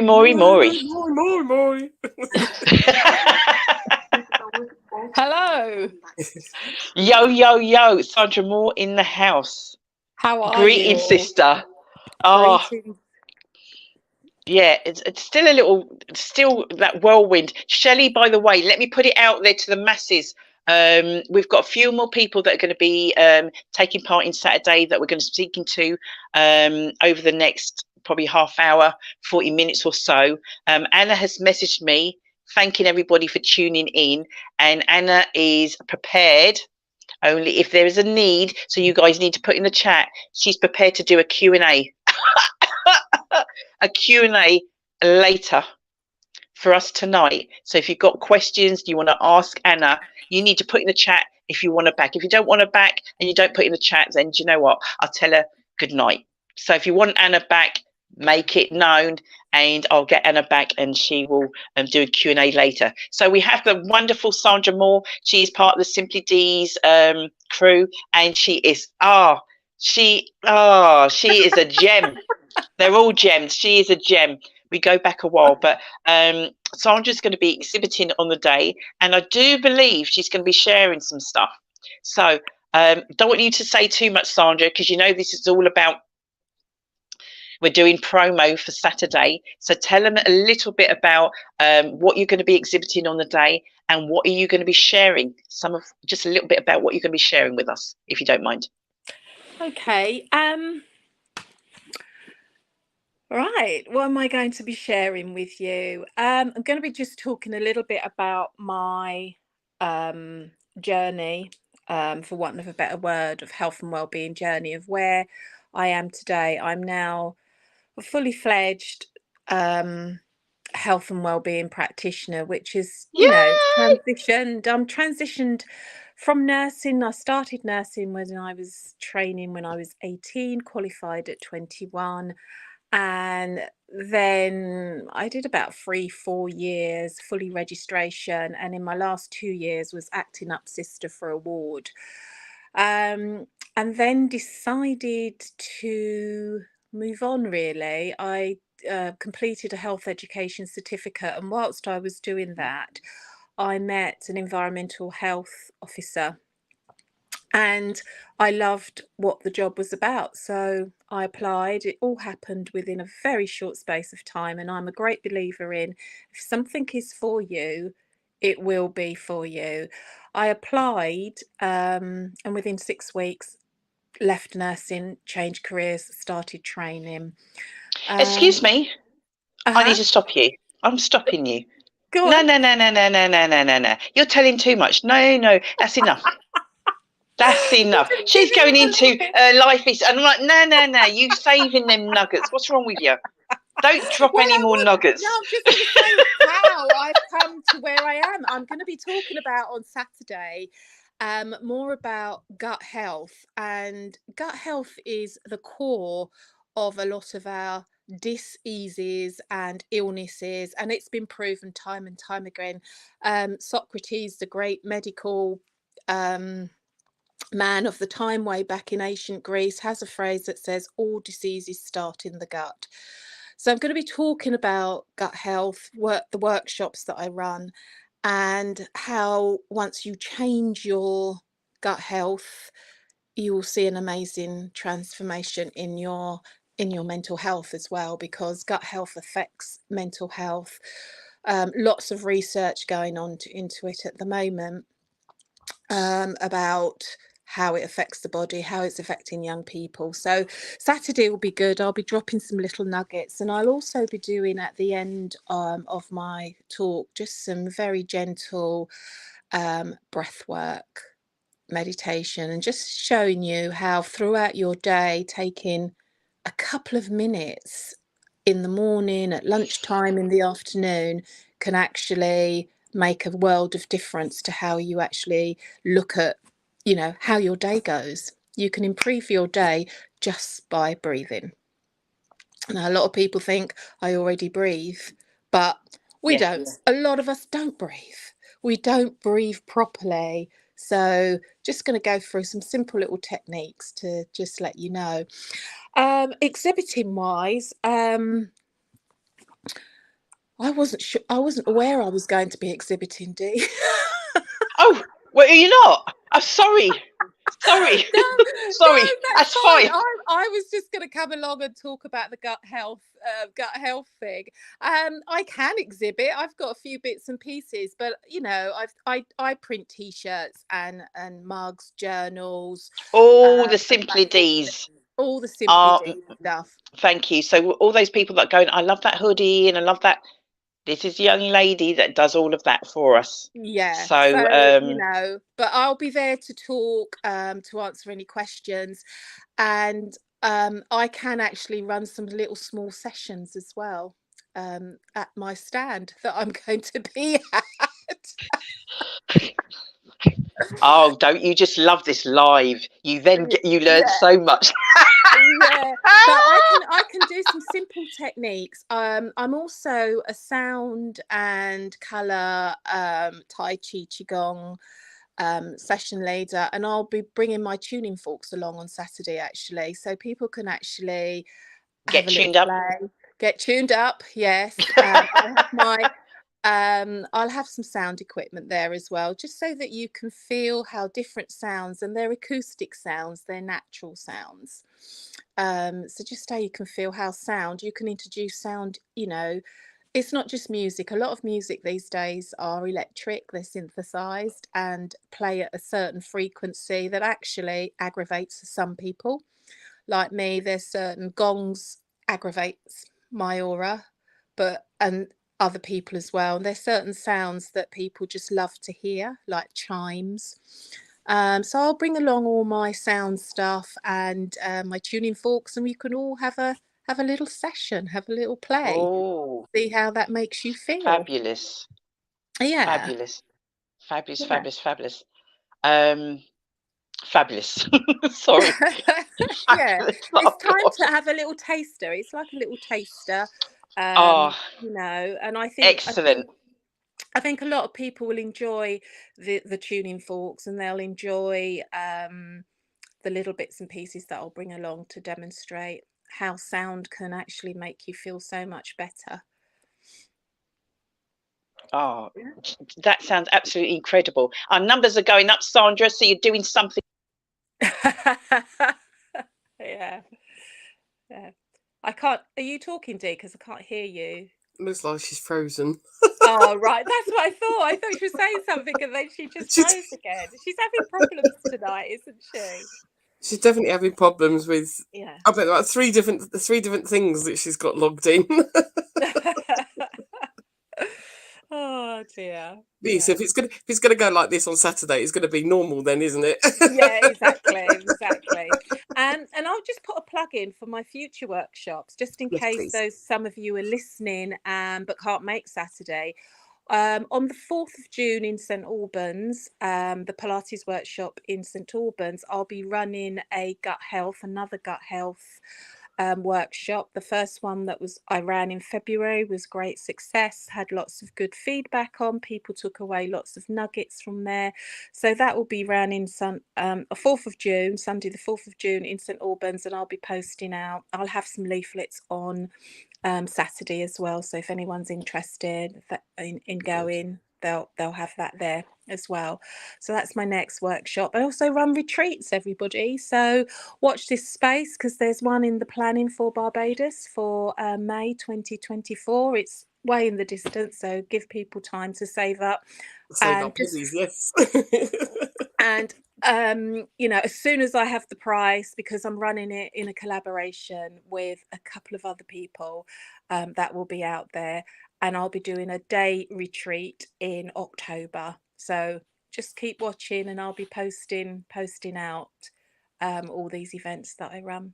Okay. Absolutely fabulous. So that's why you need to be at International Women's Day this coming Saturday. So much. So Sandra, thank you so much. Look forward to seeing you on Saturday, darling. All right. Yes. See you Saturday. All right. Thanks a lot, darling. All right. Thanks, Bye-bye. Bye. Bye-bye. Ah, shell. Yeah, it's going to run like this Saturday. For those of you thinking, yeah, I've got Debbie Lees, who I don't know if she's on as yet, Shell. She's struggling to get on. And I've just had the ladies from Directional, who could well be the ones that were phoning me, because they've just dropped in now. I didn't get the opportunity to send them a new link. So who have we got now? So we've got Charlotte and Lorna there, or you've got V that's there. Do you want the Directional girls first? Don't know why I can't hear her. Can't you hear me? Can you hear me? This is what we were doing before. No, yes. Who we got? Want the Directional girls now, love? I can't hear. Bring on V. I don't know who you're saying. Bring on V. I don't know. Can you guys hear me? Can you hear me? Oh, that's all right then. That's the main thing. You can hear me. I don't have to hear you. Don't want to hear what you've got to say. Oh, brilliant. Love it. Veronica E. Banks, is that you in the house? C'est moi. It's me. Love it. It's me. Veronica. She's now playing back herself on a different device, I think. Can you hear us now, love? Yeah, I can hear you, Shell. You can hear us. I can hear her playback. Oh, no. I'm going to log off and log back in. Right, okay. I'm going to log off and log back in. Right. V. Yes, Michelle. Yes, as usual, that else. It's all happening tonight. It's all happening. Lovely to see you, and lovely to hear Anna. Lovely to hear Sharon and see Sharon's product. It's been amazing so far. And Sandra. Yeah, and Sandra, just to say, Sandra's retreat, I went on her. I've been on one of Sandra's retreat, and it was absolutely marvelous. Absolutely marvelous. I floated back home afterwards. Because it was a full weekend, wasn't it? Weekend, yeah. I kind of floated back home. I was so chilled. It's absolutely brilliant. Sound, the Tai Chi Gong and the sound bath, and yeah, it was really good. So if anyone's contemplating to go. It really does sound amazing, yeah. Yes. Can you hear us now, Dee? I certainly can. Do you know what it is? It's because I'm, as well as having dodgy devices anyway, I'm messaging people and stuff like that. It's not the one, but that's the only way I can get hold of them. So, V. Yes, Dee. Yes, Veronica E. Banks. Greetings, sister. Greetings. It's so good to see you. So, other people will come when they come. What I want to just kind of get across for you, firstly, do you want to talk about what you're going to be bringing to us on Saturday, please? So on Saturday, I'm going to be bringing some homemade natural skincare. Those who know. Those customers and clients who use it know the power of it, the organic nature of it, and the benefits of it. So yeah, so I'm bringing some of that.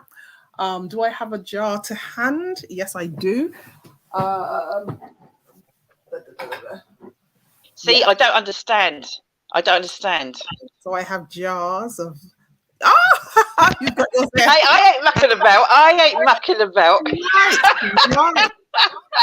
Right, that's it. So I'll be bringing more of that. I'll also be bringing some books, right? And maybe I'll be bringing a book or a couple of books with me. Well, my own book, The Hysterectomy Chronicle, that I published. You got that there? Yes, I have. 1 second. I have it here. Is that with a purple balloon? Yes, it is. It is. And that represents the swollen uterus. Yeah. That's it there. Don't know if it's showing very well. Yes. That's better. Yeah, so that's my book. So I'll have copies of these, and I'll be signing them for individuals who want to purchase. Wow. Yeah. So yeah, just sharing something very intimate and personal about me, and hopefully it will help other women who are facing hysterectomy, fibroids, and in fact a myriad of gynae problems. By reading another woman's experience or another person's experience can sometimes either allay your fears, give you something to relate to, give you information, give you something to compare with and contrast with. So yeah, so I'll be bringing the books. I'll also be bringing maybe a few salt lamps, because I'm a very avid lover of salt lamps.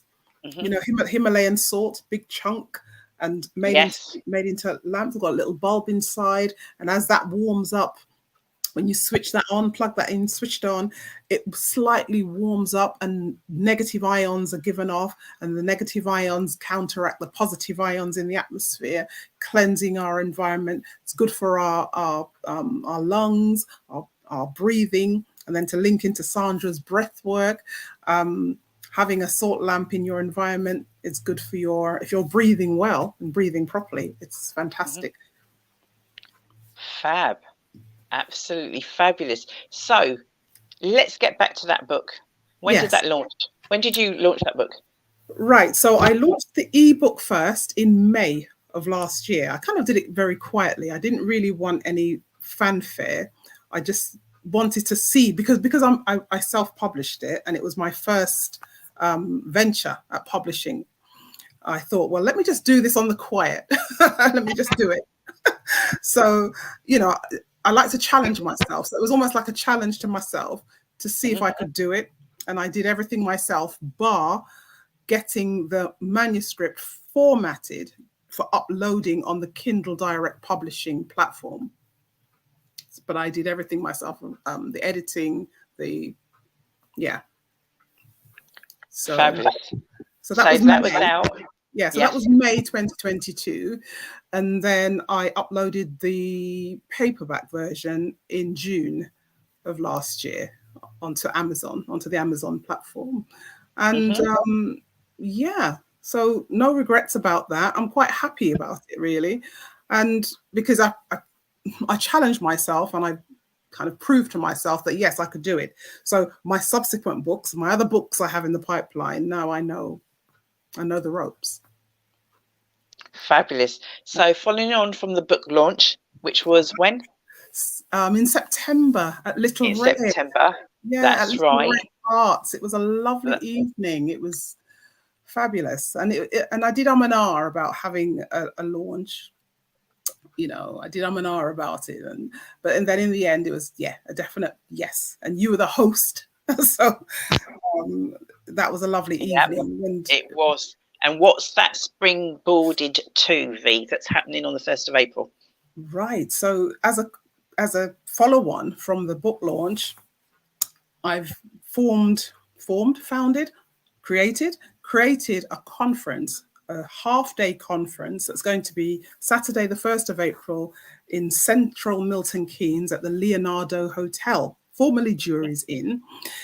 And I've collated, or I've invited some fantastic speakers. How things happen sometimes, it's just amazing how things can come within your circle. I believe in the power, the spirit of spirituality. And I think certain individuals were just kind of put in my sphere.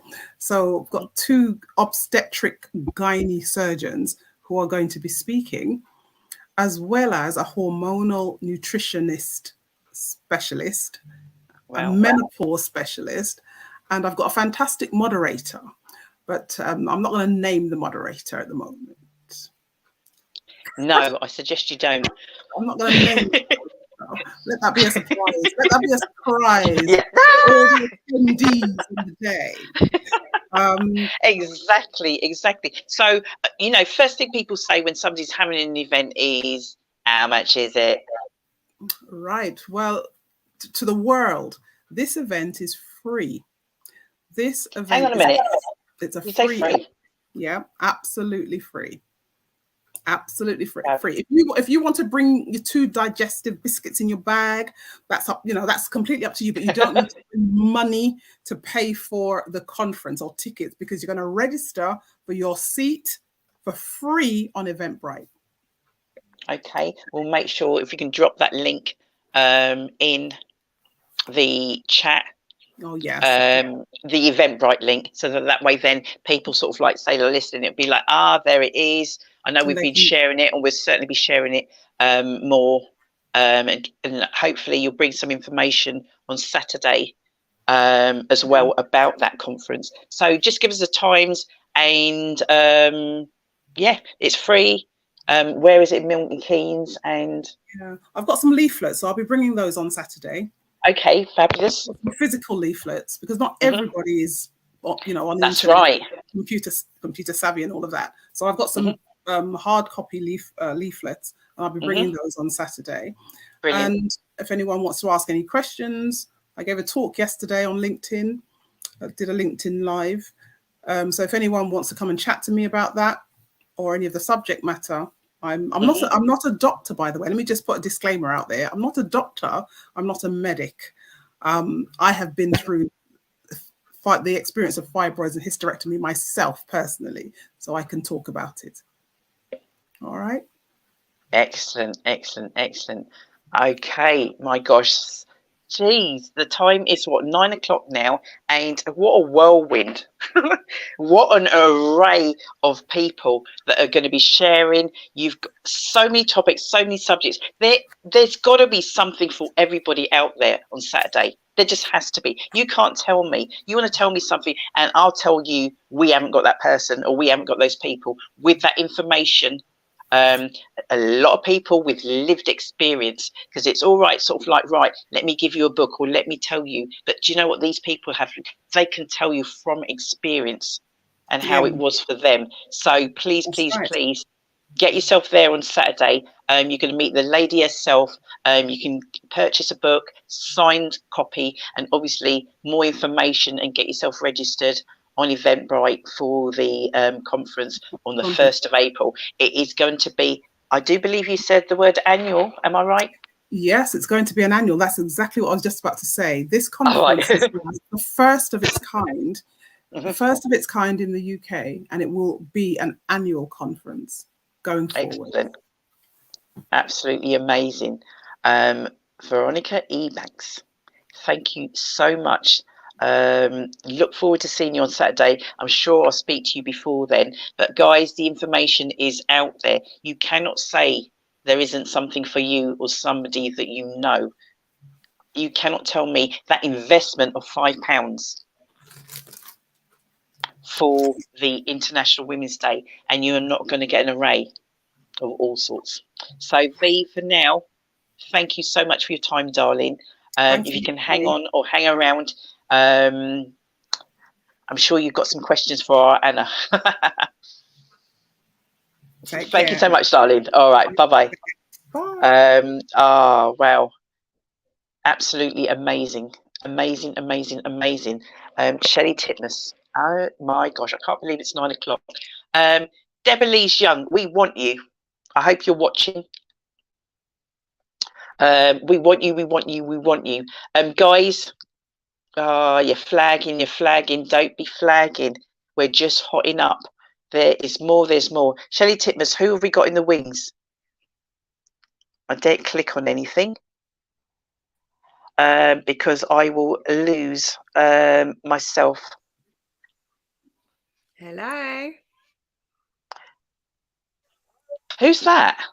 It's Charlotte from Directional. Oh, oh, my friends. Hi, ladies. How are you? We're good, thank you. How are you? Was that one of you trying to? Was that one of you trying to call me earlier on today? No, I messaged you on WhatsApp.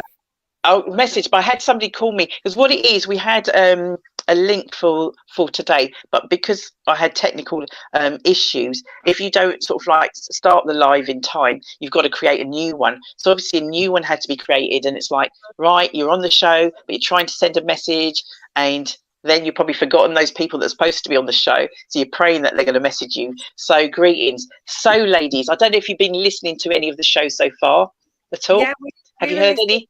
Yeah, we were. But we were staring at a screen that said like 20 minutes go for about an hour, and I messaged Lorna. I went,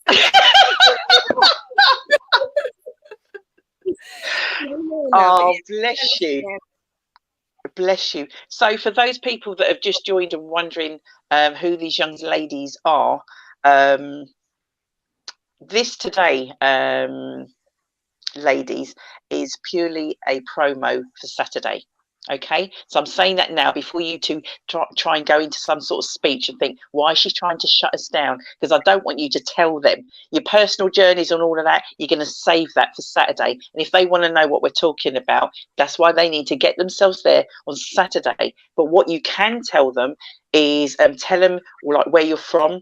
I can see the Directional t-shirt there. Directional have been supporting International Women's Men's Day from a good few years now. So tell us about Directional, and just a snippet of what you two might be sharing on Saturday. Lorna, do you want to go first? Can you hear us? Oh, I can hear you.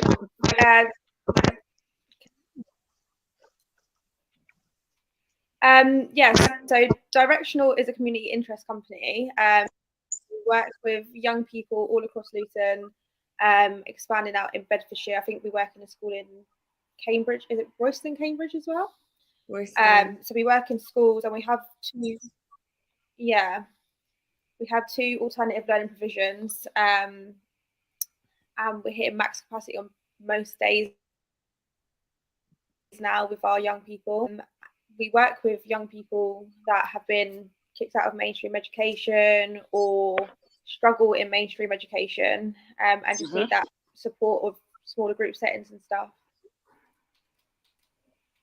Fab. So you guys are doing some absolutely amazing, incredible work.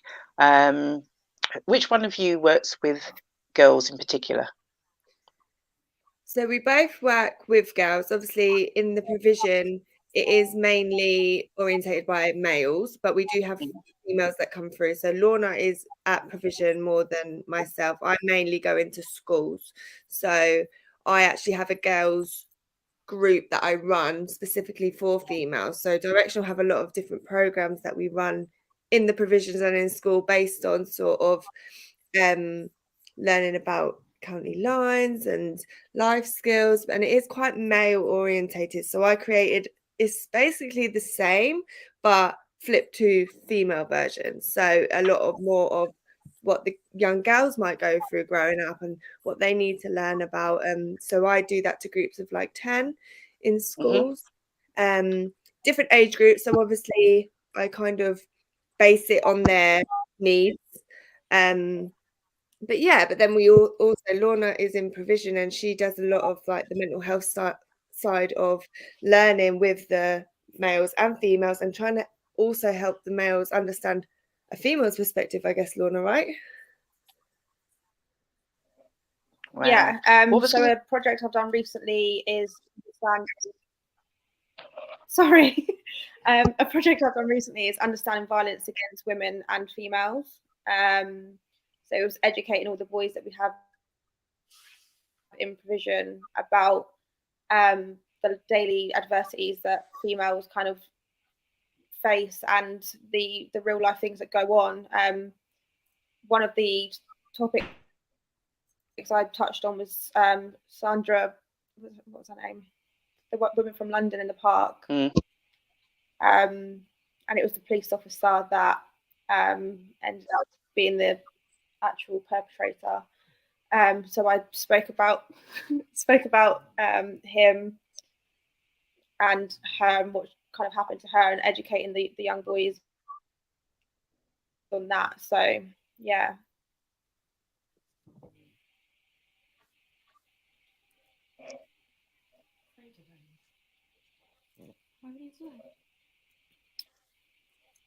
I'm not sure if that's your connection or my connection. I can hear you both. Yeah, I was like kind of like just dipping in and out then. But yeah, because there's a lot currently at the moment now, obviously violence against women and girls. And so organisations like yourself sharing that information and working with the young people, because it does start from when you're young, doesn't it? Yeah, like today, for example, in the school I was working with year 7 girls, and we were talking about online safety. So it's kind of, they get taught a lot about it, but I kind of went into details of online grooming and things that can happen. And they were so, which is great, they were so innocent about it. But actually, it's so important at that age, 11 to 12, to put that information to them now before it's too late. Definitely. Yeah, so that's kind of what we're just all about, using our lived experiences as well to try and help the young girls get to a stronger place from a younger age. That's my aim. I've kind of gone through certain things myself, and I wish I had a me when I was a teenager to kind of put it in place now. So maybe I wouldn't have had to have so many struggles, but it made me who I am today, and there's nothing wrong with that. But it would have been nicer without some of them, I guess. So that's why I want to help, help all young people. But with the females, it's about building that strong and empowering young girls to be strong women. Fabulous. And that's why you guys are going to be there on Saturday. So for those people that are out there and you might have youngsters, and do you know what? I don't know, you might be struggling with them, or maybe somewhere where they can talk. Sometimes they don't want to talk to their parents. They don't want to talk to Auntie Sue. And sometimes it's speaking to somebody that they don't know, that they may, obviously if you guys are there, we want to sort of like take that forward. So you're going to be there. Not only are you going to be, obviously you're representing Directional, but you've both got personal journeys that we know nothing about currently, but you guys are going to be sharing on Saturday. Is that right? Yes. Amazing. So for those people that are watching and thinking it's all about us oldies, don't take it the wrong way. Everyone out there, don't take it the wrong way. Just saying, we've got some younger people as well. I know some people are bringing their young, like 15, 13. Bring them along. Bring them along. There's some people that couldn't make it on tonight that have just finished university and various other things like that. They're going to be there on Saturday as well, and will also be sharing. So what else do you want to share anything more? Or because that's really enough. I don't want you sharing too much, Charlotte. No, sorry. I don't want you sharing. Leave it. So obviously come down, then we come and talk to us and find out anything you want to know about the work that Directional do. And you're going to have information. You're going to have information as well on Saturday, guys. Excellent, on Directional. So should people want more information about Directional and what you guys do, because I know you do sort of activities and things like during like holiday times for young people. Am I right? Yeah, we do half-term camps, football, multi-sports during half terms, and then we have like inflatable and like charity as well. Excellent. And I think, is it 10 years this year, Directional? Is it 10 years? Yes. Fabulous, fabulous. Okay. Yeah, 10 years Excellent. this year. So there'll be a party. Am I invited? That's what I want to know.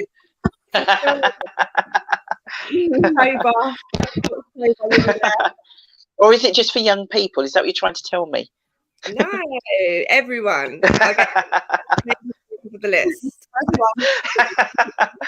We'll definitely be there, and obviously it's an event for the community. We'll be able to share and definitely get you guys and Jermaine back on nearer the time. So for now, I'm going to thank you. I'm probably going to speak to you tomorrow, Thursday, ladies, just to firm up everything.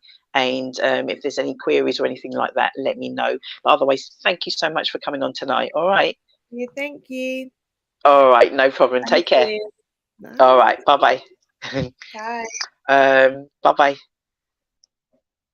Shell. So for those that are watching, thinking like, oh, okay, they got some young people. We certainly do. Who else, Shelley Titmus, do we have waiting in the wings? Well, we have Emma. Oh, have you gone? Oh, lovely. I've just been messaging. It's all right. Hello? You suddenly went a bit weird then. No, it's all right. You just suddenly went a bit weird. So I was just standing around. Shelley does what she wants with me. I don't mind. Yeah, Debbie, who was going to come on, I'm going to talk about what she was going to talk about a little bit later on. But Emma! Hello. I'm in the right place. Do you know what? I feel it's not your fault. Don't you feel like you know Emma, Shell? Don't you feel like you know her like forever? Oh, welcome, Emma. Welcome. I don't know. I know you've only just kind of joined. That's my fault, so I do apologise. No, I've been listening in. I've been on Facebook, so I have been listening to some amazing chats tonight. How inspiring is Anna? Oh my goodness! And my boys' motor. It's amazing. So it's great to hear what's been going on. Oh, fab! Excellent. So tonight is just a promo. This is pure promo for what's happening on Saturday. So for those that participate in, they're like, oh, so much happening on Saturday. And also, obviously, for those that are watching, I don't know whether I'm going to come along. But now, hopefully, after seeing or after people speaking about it, they'll purchase their tickets and we'll get to see them on Saturday. So really, I just need to know from you, not I, but the masses out there, just a little bit about you and who are you going to be representing on Saturday? Okay, so my name's Emma, and I am one of the new co-chairs for Maternity Voices Partnership, MVP, and you probably haven't heard of that. I had it before I got this role.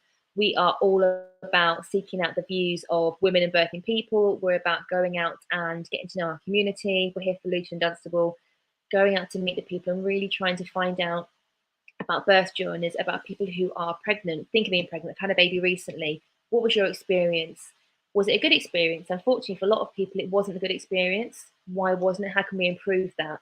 And we are an NHS working group, so we're kind of independent from the NHS essentially. And then with those views, we'll work with the hospital and we'll try and make positive change. We've come from a report, there's a big investigation into hospitals that found some really shocking outcomes, especially for black and brown women.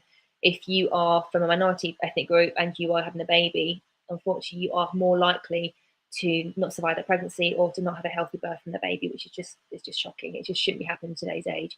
So we've created these MVPs across the whole country. There's one for every hospital, but we have been put in post, if you like, in position to go and seek these views of people and try and make some positive change, to try and go back to hospital, listen to your patients, listen to your service users. Women are telling you this. What are you going to do about it? And make those changes so there are better outcomes for our women and birthing people. Yeah, every time I hear that, it's just so staggering, isn't it? 5 times more, a black woman, 5 times more likely to die in childbirth than a white woman. It just baffles me that we're still having these conversations to that extent. Yeah, we're in 2023 and it's okay. So is there any idea, is there any indicators or anything saying why that might be? I think the theory is a lot of it is unofficial sort of low-level racism, people not realising they've not seen women, not hearing women, a black woman being overlooked just because they're black, not because someone's trying to be racist, but they're not going to be as heard or as seen. There is also the element of pressures against NHS and understaffing, but I think the research has shown that the more we listen to people using the services, especially those who have voices, but whose voices aren't heard, and I think who have tried to share and have perhaps stopped sharing because they're not being listened to. So if we can really try and focus on those people who are the ones who are suffering from worse outcomes and try and make changes, that's where the most positive change comes from. Women are able to have healthy births. Women are able to be supported by their midwives. Why do we have the rates that we've got? A lot of it isn't necessary. If we can go back to the basics and supporting the whole kind of village mentality and supporting women, being a group together, supporting Women's Day, helping each other through things, get back to that. we can have better outcomes. It's kind of simplifying things, really. Excellent, excellent. So you're going to be there on Saturday, lots of information. Yeah, I'll be there. I will want to get as many views as possible. I'll have goodie bags. I'll be giving out pens. Or whatever I can get my hands on, I'll give away to people. But yeah, please come and have a chat. I'm always up for a free gift. But we want to hear from people. If you want to join our mailing list, join our membership, we'd love to have you. Your voice is powerful. We need to hear what you have to say. And without that, we can't make change. And yes, and it might just be one bit of feedback you might give it before. But the more we hear those themes from women of the same things happening or the same types of things, we can then pull together a project and go to say, look, induction rates. All these women are saying, this was our experience, it wasn't a good one. Or consent, they didn't feel they were spoken to or gave consent for their procedure, or they didn't feel listened, whatever it is, whatever the themes are that come through, the more feedback we have about that, the more chance we have of making some changes. So please come and fill out surveys, come and give me your views, come and have a chat, whatever you want to do. I'd love to see you and say hello.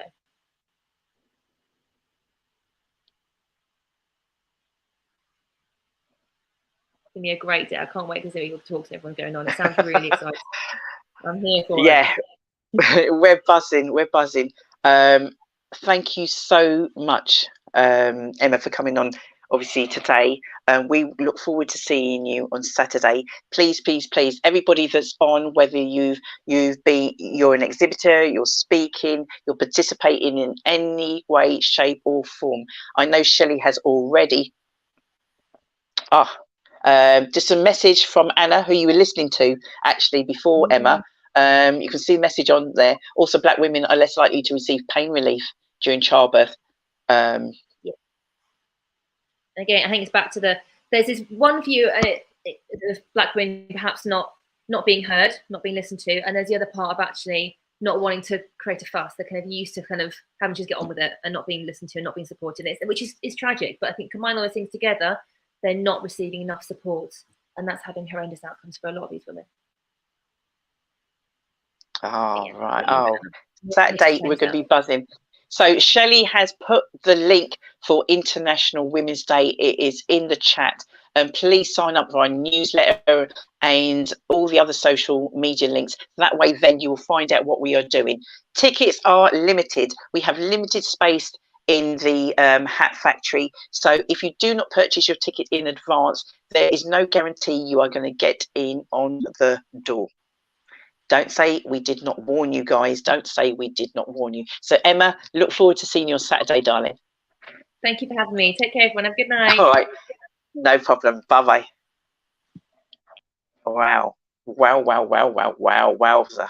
Wowza, wowza, wowza. I'm buzzing. I'm proper buzzing, proper buzzing. Everybody that's come on, I think... during this show, I'm so glad, you know, it all just, as you were saying, was it on Simply Together show? I think it was Shelley, you talking about the Saturday soup. And you're talking about Dave's always going on about Saturday soup. And when we spoke, was it a week and a bit ago, I was going like, not feeling it. Ingredients, yeah. There's some ingredients. I was when I'm like this. I'm like, there's some ingredients missing. And it's coming together very, very, very nicely, guys. It's coming together very nicely. Now, what happens? This always happens for events. So when we start something, it's a slow burner, Shell. Let's be honest, isn't it? It was a slow burner. And then what happens now? We're busy people because people think we're not doing anything. We're sitting waiting for them to decide, can I have a stand? No. And what will happen come Thursday now, it'll be like, oh, Dee, do you know what? I've gone on and something's happened to Eventbrite. What do you mean we're sold out of tickets? Can you squeeze? We ain't squeezing anybody in. Shall I tell you why? Because people have had the opportunity. And do you know what? I'll be honest with you. All those that have purchased their tickets already, all those that have got involved, whether they're volunteering, because I've got to thank our volunteers because we can't do anything without them. And all those people that are like, right, how can I help? What do you need? The exhibitors out there sharing. You saw Sharon and Tracy, and I'm sure many of the others, they're prepping, they're doing all the bits and pieces. You know what it's like, Shelley, being a baker. you got an event, you want to have your stand the lick. You want to make sure that you've got all you know, all the bits and pieces beforehand. So us as organisers, guys, seriously, you know, there's a whole heap of work. So come later on, if you say to me, Dee, oh, don't bother. I suggest you don't bother, because you ain't going to get a response. I ain't got time. We got to keep it moving. We got to keep it moving. So much is happening. Have we got anybody else waiting in the wings, Shell? No. Sorry. The reason I do that, you snooze, you're going to lose. If I didn't message you, sorry about that, because we're going to bring, I don't know if Anna's sort of like, because we're going to bring Anna back on in just a second. What I want to say is Deborah Lee's young. Unfortunately, she couldn't get on in terms of connection this evening. But I just want to say, I know we've already said before, but guess what? This is all about Saturday, all about International Women's Day, Simply Deez, and this is part of what we're doing. So you've met some of the exhibitors, you've met some of the speakers and people that are going to be sharing. It's lived experience, it's gut health, it's your mental health and well-being. It's just a whole collective. We've got the Recovery College. I'm just getting my book here that's got all the different people that are exhibiting. We've got magnetics, jewellery. We have got, I said the Recovery College. It's like a, what's that programme? Brucey. It's like the Generation Game, and I'm trying to remember off the top of my head. Who we've got.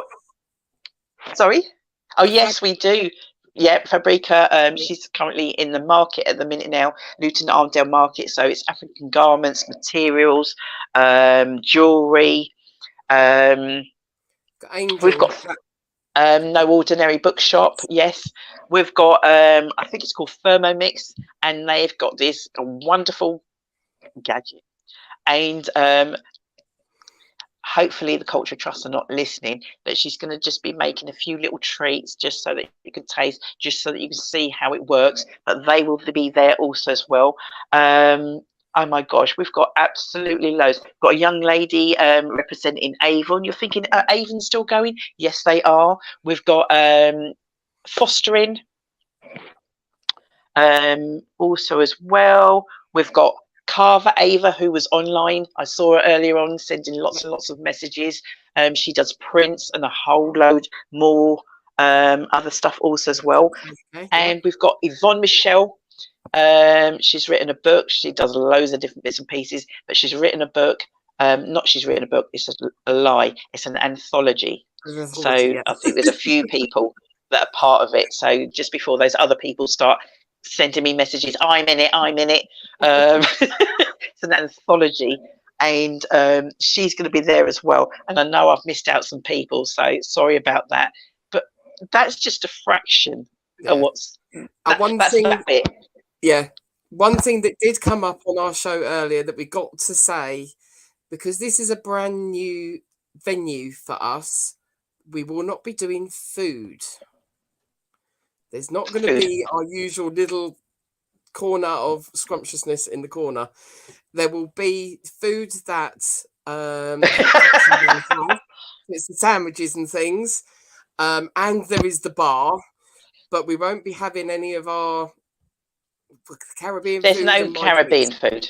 No. And there's no my cake. Can't bring no food on the premises. Look at everybody's like, oh, that's the only reason I was coming. Normally sorts me for a Sunday. We're telling you in advance.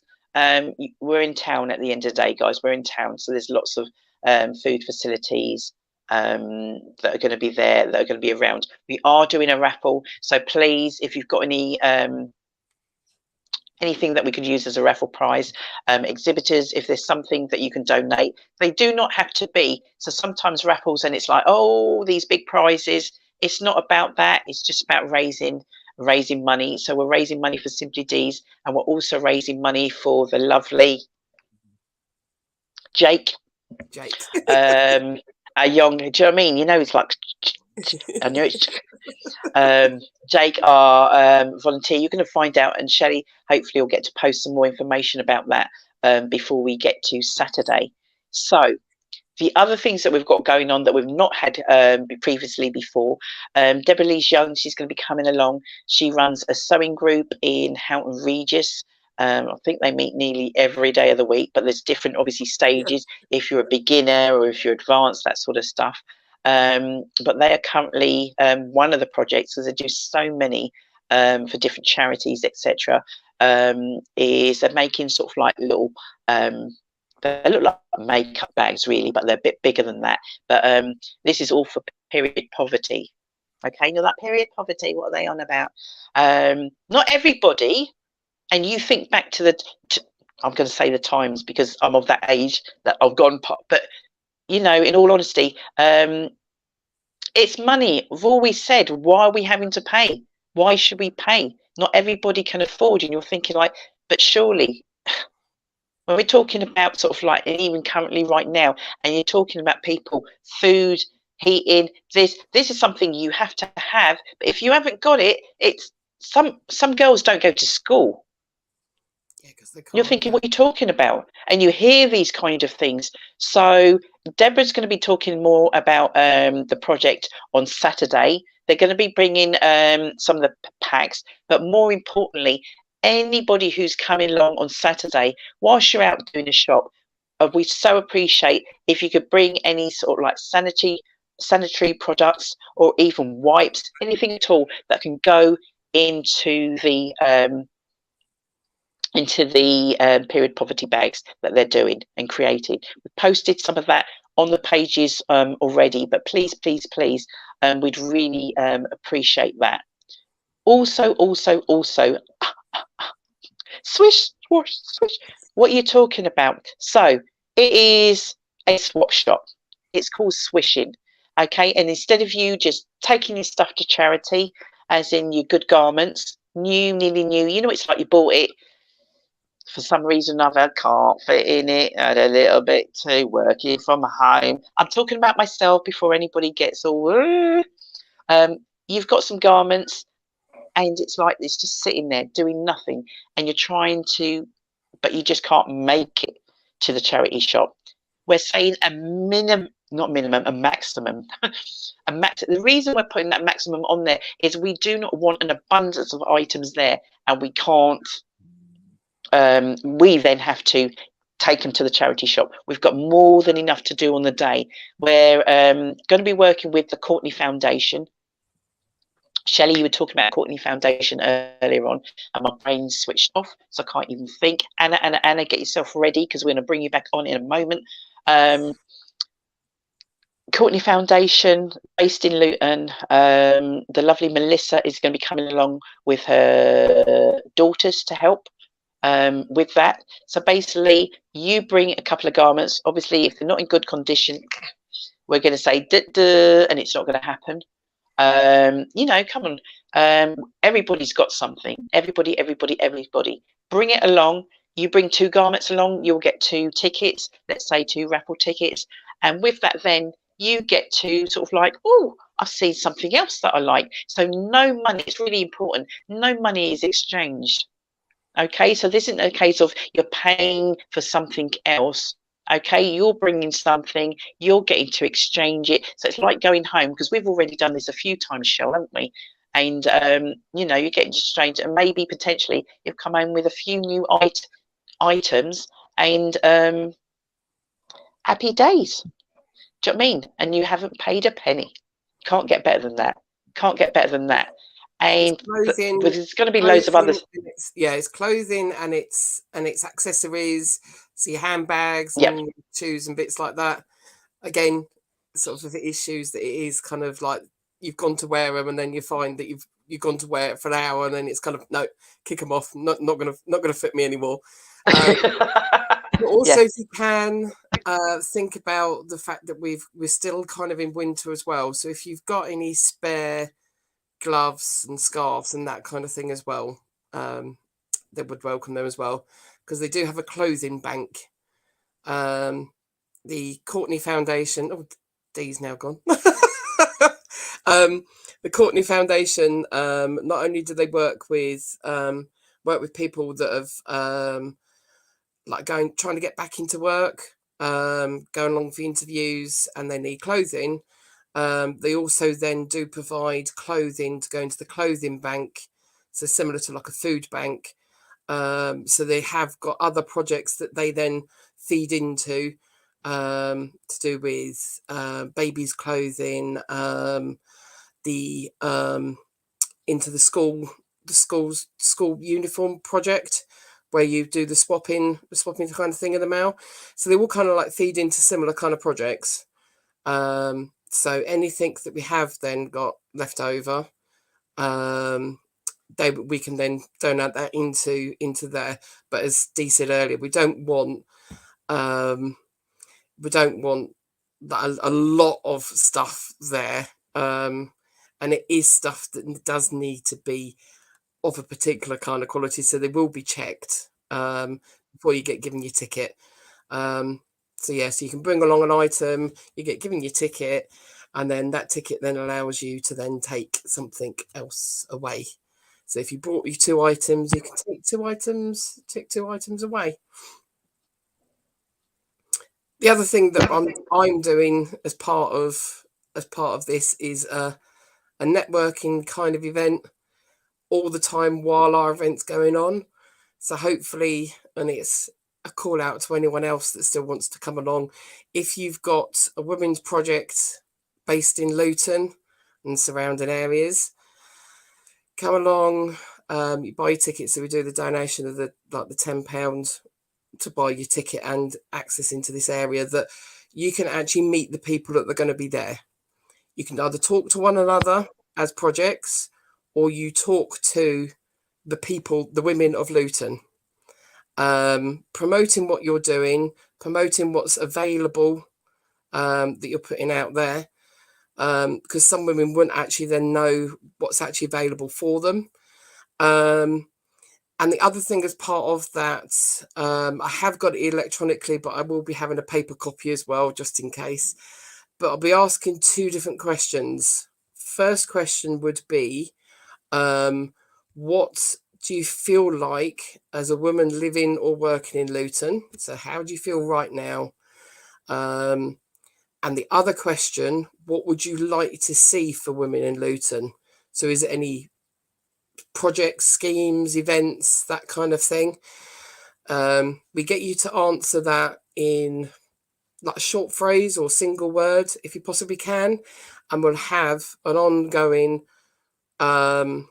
word cloud, that's the best way to describe it, going on all the time. So fingers crossed, if it works, we'll have the projection up and we'll actually see everything that is being discussed come up on the screen. As part of that, I'm also collecting questions. Now, it could be you'll have a question and there'll be someone there at the day that could answer that question. So where do I need to go for mums and tots classes, or if I've got a child that's autistic, for instance, there might be someone there that could actually answer that question for you. So we'll answer it straight away and put you in contact with someone. It could be that there's no one around that could answer your question, and it's a question that needs to be asked. We'll actually take that and try and get it answered by someone. So even if it means that we're going into the Luton Town Hall with a range of questions, I'll be quite happy to go into the Town Hall and say, look, the women of Luton have got all these questions.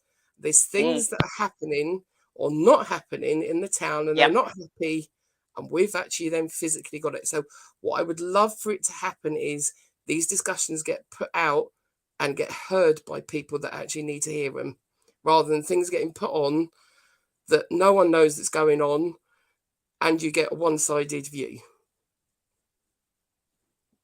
So you're talking some real talk, Shell. Yes, I might get off my soapbox now. No, you stay on your bloody soapbox, and that is why Shelley is a control of that area, guys.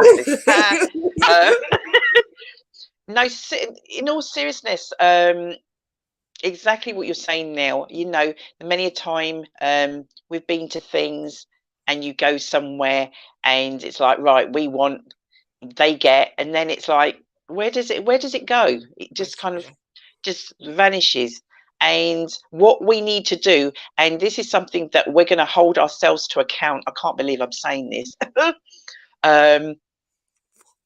We're not just doing this for a tick box, because we don't have to tick any boxes. If I'm honest with you, we don't have to tick any boxes. This is something, and this is kind of what we do, and we're passionate. So we will follow through. So International Women's Day event is obviously on Saturday, but following on from that, if that's like in a couple of months' time, or even if that's later on in the year, you will be getting feedback, you will be getting information, as in if that's gone to the Luton Women's Forum, if that's gone to wherever, and who is then sort of like taking up taking that up and following that through. It's not a case of we're doing this to then like, let's hope they forget about it and ain't looking for a response. It's not that at all. So please, please, please, I've just checked to see. So guys, you need to be purchasing your tickets for Saturday, because I know say they're going to be messaging you, Shell, because they ain't going to be messaging me. I ain't got time. Told you to purchase your tickets in advance. If you're sales tonight. Sorry? There's been a few sales tonight. Yeah, well, that's what they've got to do. So yes, Simone, we are going to be doing swishing. That's right, girlfriend. Patsy Joy, this is what us women need. I'm not sure what that is. You need to elaborate on that. Are you coming along on Saturday, Patsy? Don't know who you are, but I hope you are. Where did you hear from us from? Yeah, post in the chat. Anna Rothery. I have just messaged Anna.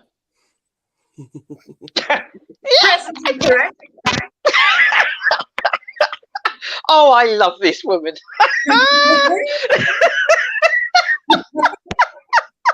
President correct, she's brilliant. So for those of you that have decided to slope off, that's your own fault, that's your own problem, because me and Shell can more than fill the time in firing some questions at Anna. So here is your chance, guys. Here is your chance. This is rare. This is extremely rare. So we are honored. Anna's messaged me afterwards and said, like, I'm okay to do a Q&A afterwards, and she is here. So if you guys snooze and you lose, that's entirely up to you. This was something that Cecile said earlier. Yeah.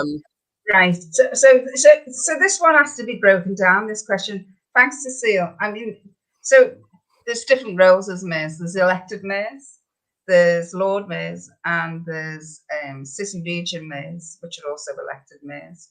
And so it depends which mayor. I was Lord Mayor, and so Lord Mayor's position is an appointment. You're an appointee from the ruling party of the actual time. So I think they take into consideration years of service, also, a wide breadth of knowledge of a cross section of issues, etc. Because the functionality of that role is that you are an ambassador. You do have to sort of go out and travel around, not just in the UK, but internationally. You do need to start building relationships around trade links and business and so on and so forth, and education and, various things like that. But in terms of elected mayors, they're like any other election, you put yourself forward as a candidate, you have to go through a campaign, you have to go through the elections. In Liverpool this year in May, we've got an all-out election. And so every seat is up now. Everybody's out, every councillor. We've actually done away with our elected mayor this year, and we've gone back to a leader. So it would be the leader of the ruling party. Liverpool City Region Mayor is Steve Rotherham. So there's many roles of mayors. But if you're talking about a political mayor, then, not everybody uses a political mayor as an elected mayor. A lot of people still use the leader and committee approach to things. But, in terms of, young people and their aspirations to become mayors. I mean, when I was Lord Mayor, we had the young Lord Mayor, and certainly that's a role that I really championed. We had a young man and a young woman in the role. So we had 2 young Lord Mayors, and they came and represented their school and their community and their age bracket. And so they actually came along with the Lord Mayor, and they shadowed everything that the Lord Mayor does. And they had a pivotal role to play, because it was about pushing them forward and preparing them for leadership going forward. You know, I think a really good way to get young people involved is through the schools. They have a schools council, and getting our children, you know, elected onto the schools council to represent the schools is a really good place to start. So I hope that question is answered slightly. It is a complex area, because I mean, people say to me, there's so many mayors, what do you all do? They're all different roles, they're all different, completely different functions. There are some people who think there's a role for all mayors, and there's some people who think we should just have one mayor. You know, I'm not really going to get into that debate. But the one thing I can say is that the different roles, and you know, you have to have different attributes, and you've got different you know, positions that you need to take. So I hope that answers the question for you. Yeah, don't you worry, Anna. There's more questions. Oh. Yeah, I think that answers that. Yeah. Shell, can you see the one from V? Or shall I? Yeah. So apart from your own life story, what book would you like to see written or film made? Oh. Right, this is a difficult one. I'd like to see a book that looks at, you know, the struggle for recognition from women from, you know, various backgrounds and cultures, you know, and looking at it in the round, because, you know, although we have a lot of similarities in terms of things that we're striving for, you know, women coming from different perspective as well. And so I think what tends to happen, we all get grouped in as one movement. And politically, that's a good thing, because we should be one movement, and we should be championing our sisters, whether we've got similarities or differences. But I also think that we need to unpick some of the motivations of women and what makes them strive for change as well. So yes, I'd like to see a book totally dedicated. I feel a book coming on, Dee. You know that, sis. Would I be in it? Just a tiny bit. Yeah, of course. So yes, there's there's a number of things. That's a really difficult question to ask me, actually. But that's excuse me, miss. What? Sorry. What question have you got? My own question. Yeah. Okay. So I was going to ask, apart from your mum, yes, who would you say is the most inspirational woman for you? Well, you know, that's motivated and inspired you? Yeah, I think, you know, it might be a little bit typecast in terms of, but you know, I've got huge respect for Rosa Parks, and purely because in her own quiet way, she was defiant, and she was steadfast, and she had huge tenacity. And, you know, I think for a woman who's trying to carve her way through a political career, then, you know, those attributes are crucial, really, because you can't, you know, be arguing and fighting. You have to have the ability to very calmly and in a very measured way get your opinions across and make sure that your voice is heard on the issues.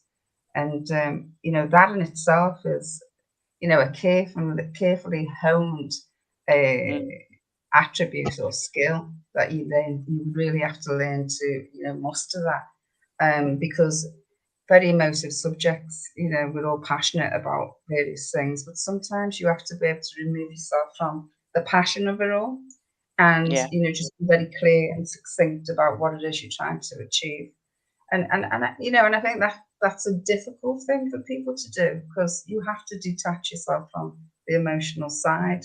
But you see, when we live in this world that's male orientated, the minute we get a little bit emotive or a bit passionate, it's like, oh, it's a woman and they're doing this and they're doing that. So, you know, trying to function within, you know, this world that's dominated by men, you know, being measured, being cool, calm and collected is probably the way forward, really. Thank you. Shell, you got one for her? Because I've got more. Go on then. So this isn't for those people out there that have got nothing better to do than use this, but I was going to ask you for a weakness. What would you say was one of your weakness? Oh, my Achilles heel is my community. Every time, every single time. You know, I can take a lot when it's, you know, levied towards me. You know, I can be attacked and challenged and shouted down. But, you know, when they come from my community, for the people that I represent, that's my Achilles heel. So that, you know, that is, it's a weakness, but it's also a strength. But if you want to hurt me, you know, go after somebody or an organisation in my community that is committed to making life better for, you know, the constituents that I represent. So that really is for me a weakness. And you know, and I think the other weaknesses is when I see people who are not a collective body. You know, when I see people who work against each other rather than working together, because that's where our strength is. Oh, don't get Shelley started. Yeah. It's a bit of a taboo subject, really, but, you know, it's like, you know, it's trying to sort of navigate around the elephant in the room if we don't have that conversation. And sometimes I think, take a step back and go, well, you know, am I actually working with my sisters? You know, surely we're all in the same situation. We're all striving for the same kinds of changes, you know, and it's not, you know, it's a two-way street.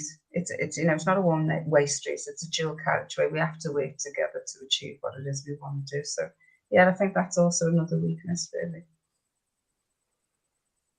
Oh, yeah, with the whole collaboration thing, it seems to be that everyone wants to say it as a buzzword now, but it's something that if you look at the projects and things that have worked, have always been down to that. And there's a lot of people that are still out there that are in some kind of power that I can set that up, and it's like, well, no, if you actually opened up your eyes, you'll actually see someone else has already stepped into that. They've already starting to do it. Why do you feel like you have to do that? Yeah, I've had a few kind of comments on Zoom calls just recently of that someone has says, okay, well, let's have a look at the holes in the system. Like, no, there is no holes because all these different communities and projects and sort of charities and things are plugging those holes already. But you haven't recognised them. You haven't seen what other people are doing. And it's another way to approach that. I mean, rather than it's the way you approach a subject anyway. You know, instead of saying, you know, let's look at the holes. You know, you should be saying to yourself, well, you know, how can I complement, you know, what's already going on? You know, what can I do to support, you know, the women who are doing what they do already? Is there a role for me? Or is it, you know, or do I support, you know, from the sidelines? You know, do I just champion that organisation or that group of women? Maybe that's the integral role that I play. You know, we don't all have to be in the thick of things. You know, we have to accept that we've got different roles to play and they're all equally as important. And there's nothing better than when you have a group of women standing firmly behind you, you know, pushing you forward, you know. And so, you know, one of the sayings that I love is, you know, if you want to travel fast, travel alone. If you want to travel far, travel together. never Yes. utter a word, you know. So yeah, so you know, you just also have to recognize, you know, what your role is, you know, and where your, you know, and where your skills and knowledge and know-how are needed and best placed. Would you, I know I'm a problem for this as well. Would you want to champion everyone? How do you monitor yourself that you could then say, right, okay, I can't take any more, and how difficult is that for you? Oh, you're talking to the wrong person here, by the way. That's eluded me for years. I just can't say no. I can't. You know, there's just so many important things, really. And you know, I would be lying if I said to you I had the answer to that. I would be telling a blatant lie, because you know, that's, you know, I just don't know when to say no, because everything's equally as important to me, one thing as the other. And, you know, and the one thing, I had a conversation with somebody only a couple of months ago, and I was saying from the perspective of an elected member, and I'm saying, you know, we're a conduit, you know, it's not about us, it's not about how I feel or what I want. You know, we literally are there to serve the people that elect us. And I was having a conversation with this person. I was saying, well, you know, sometimes I have to represent somebody's views that I don't agree with. And that's right, because the reality is I'm not there to represent my own wants and needs and my own views. I'm there to represent a cross-section of the community. And so, you know, and that's a very hard lesson to learn. And somebody, you know, and it was a bloke, by the way, it was a guy who kind of poo-pooed it and said, well, oh, well, that's ridiculous. How can you represent everybody in the community? Well, you have to. You really have to. And, you know, I'm the queen of cliches. And so the other one is like, you know, I don't agree with the word you say, but I defend to the death your right to say it. You know, so I might not agree, but in this role as an elected member, I'm there to represent the constituents that voted me in. And they've all got different views and opinions and persuasions, shall we say. There we go. Oh, I'm absolutely loving this far in the questions. So, Anna, you ready? Go on. Take it. So when your cup, this is metaphorically, when your cup is empty, yes, do you recognise that? Yes, I do. I do. And what do you do? What do I do? Well, you see, I love nature. I just love going back to nature. I like to be in the outdoors. I like to be around animals, whether they're farm animals or whatever they are. And really, that's where I sort of reboot and recharge my batteries. So I like to take myself away, you know, from everything, and get back in touch with, you know, the things that motivate me. You know, and I am motivated by my environment. You know, my surroundings are a really integral part of my healing process.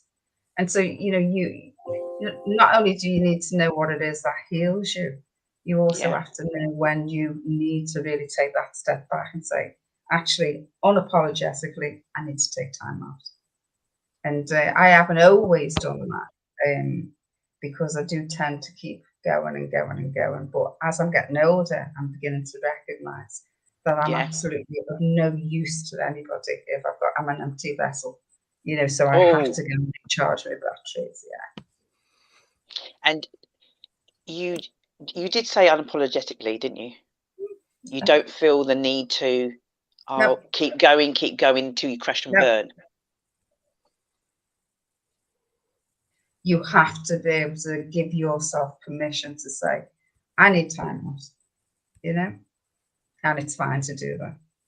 And I think that's the one element of taking that time that we need, that we struggle with as women, because we're so used to being all things to all people and the various roles that we play, that we think if we drop the ball here, you know, we know that it's going to have wide-reaching ramifications in another area. But, you know, sometimes you just have to say, no, I need to take this time out for me.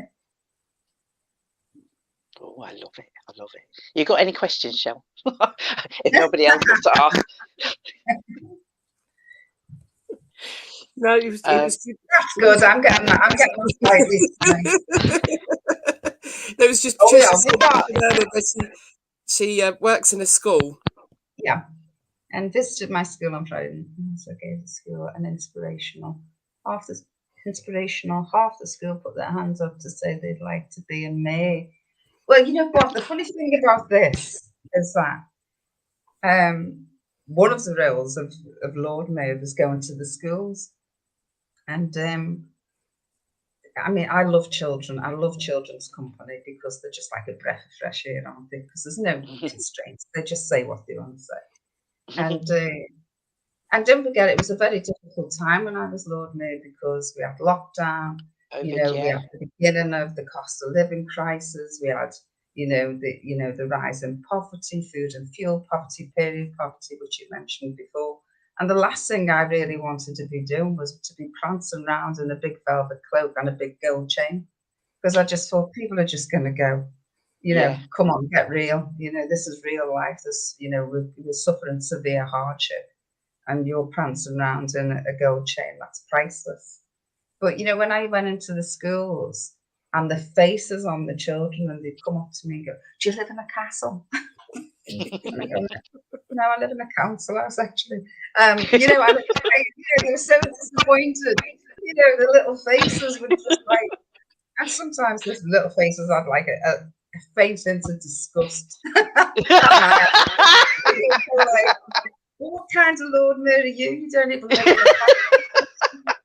But I think the point I'm trying to make is that my expectations were one thing, but the reality was something completely different, because not only with the young people, but certainly with the elders and just, a cross section of the community, I think morale was so low at the time that they really wanted some kind of escapism within the community, and they saw the role of the Lord Mayor and Lord Mayor turning up, and just being able to spend time with people and have one-to-one conversations with people, etc. It kind of gave people a bit of a boost and a bit of an uplift in terms of the morale, which was the complete opposite of what I was doing. So I think going back to the point that you made about young people, this is the beauty of young people today, the aspirations there. When I was growing up, you'd have to force somebody to put their hand up, because young people were reticent about saying what they aspired to be. The beauty of today is our youth will actually say, "I want to do that," or "I see myself in that position." And how, not only do I see myself in that position, but how do I actually get there?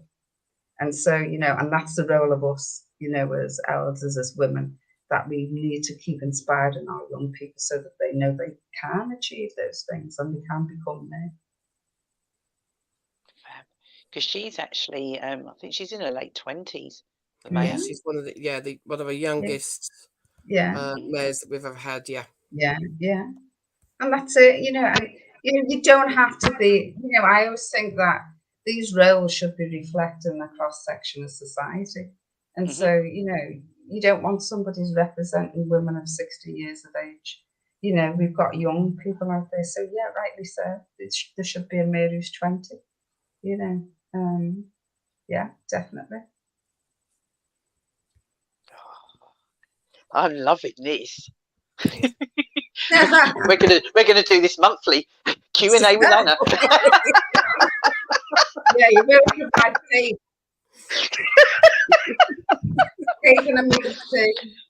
So, okay, Anna. So, apart from obviously, you're in the political world and all the rest of it, and that now,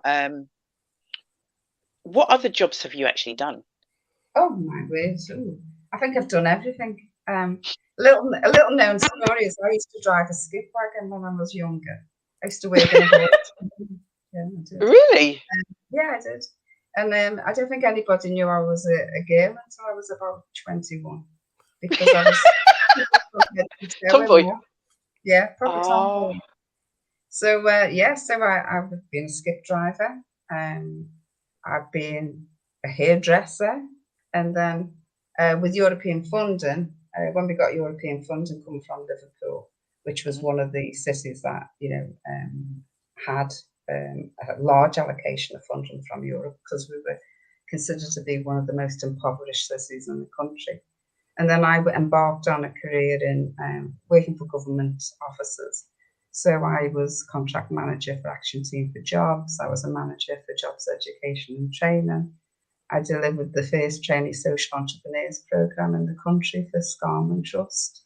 Wow. And working with young inner city kids, and they were all entrepreneurs, but they weren't necessarily social entrepreneurs, shall we say. But all the young people I worked with had this natural business acumen. Yeah. And so that was a great job, and many of the trainees went on to do great things. I taught adults. I'm a qualified person-centered counsellor. I was so lucky because I grew up in an era when our education was free, and because I'd fought so hard for an education, because the school I went to, they didn't expect a great deal from the kids in my school. And so when we got the European funds, and I just spent years doing qualifications one after the other. And I'm so glad now, because to have an education and get a qualification now, you need very deep pockets. So I've had a very wide and varied, employment history. Yeah, I have. I studied Imagine law. that resume. Yeah, it's like, you know, I suppose to do it now. I have to apply for a job now. You probably go, God, she must be about 104. So, I might have to knock a few of the older jobs off. But you don't have to put your date of birth anymore, do you? Oh, no, yeah, but you can tell by the time scales on the jobs. Yeah.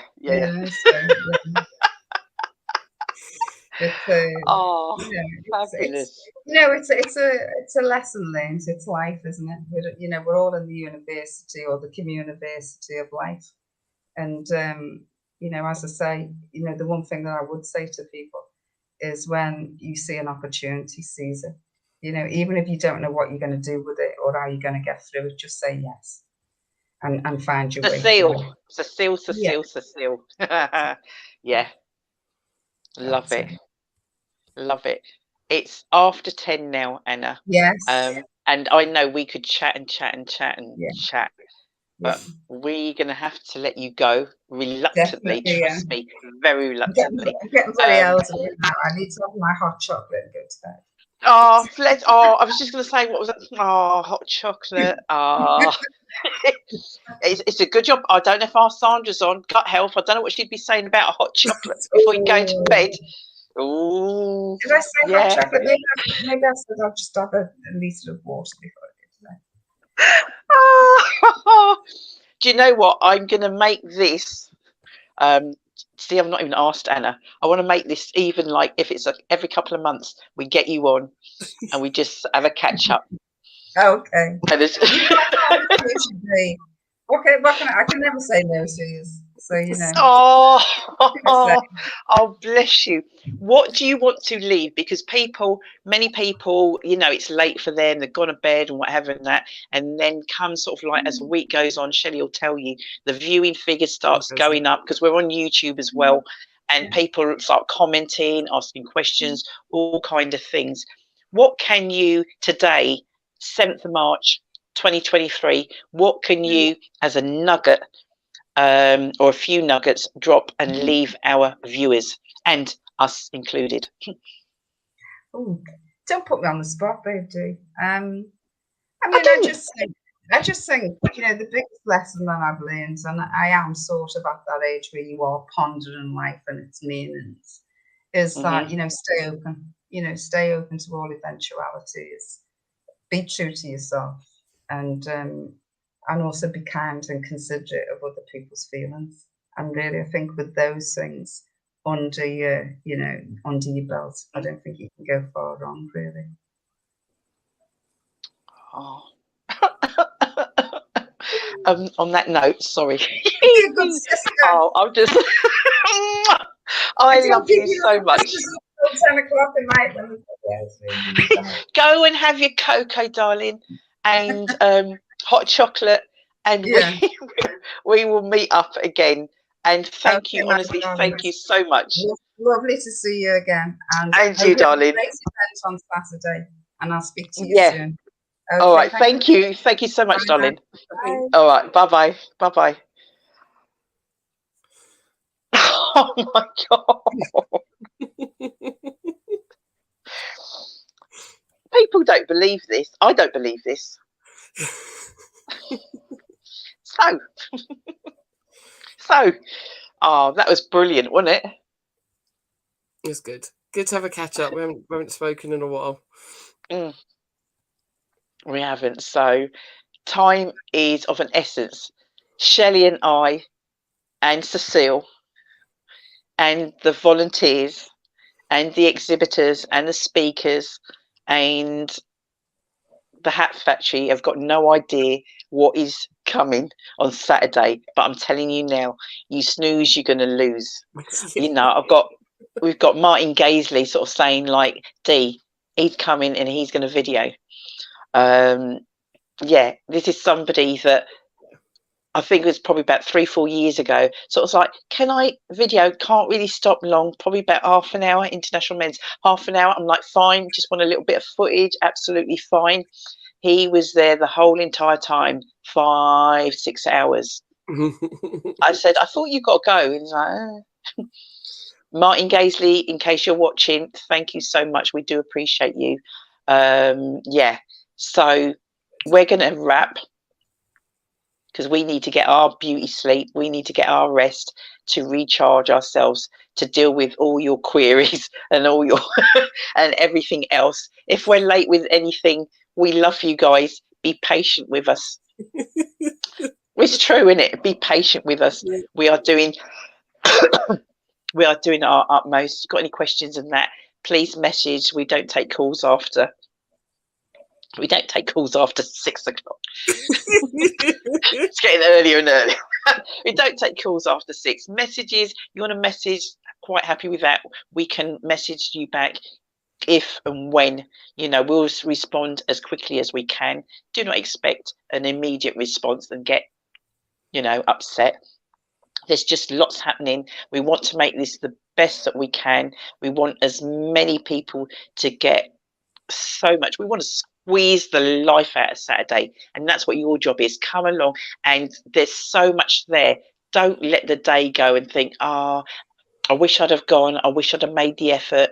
If you've listened to anything that Anna's said, grab it. This is an opportunity on Saturday. Grab it. Grab it. Shell, do you want to recap? I can't even recap. She can't recap. We can't recap. If you don't know by now, we can't help you. Let's put it that way, Shell. If they don't know, we can't help you. Eventbrite, get your tickets. Yeah. That's the first bit of drink, and there's nothing in there. Yeah.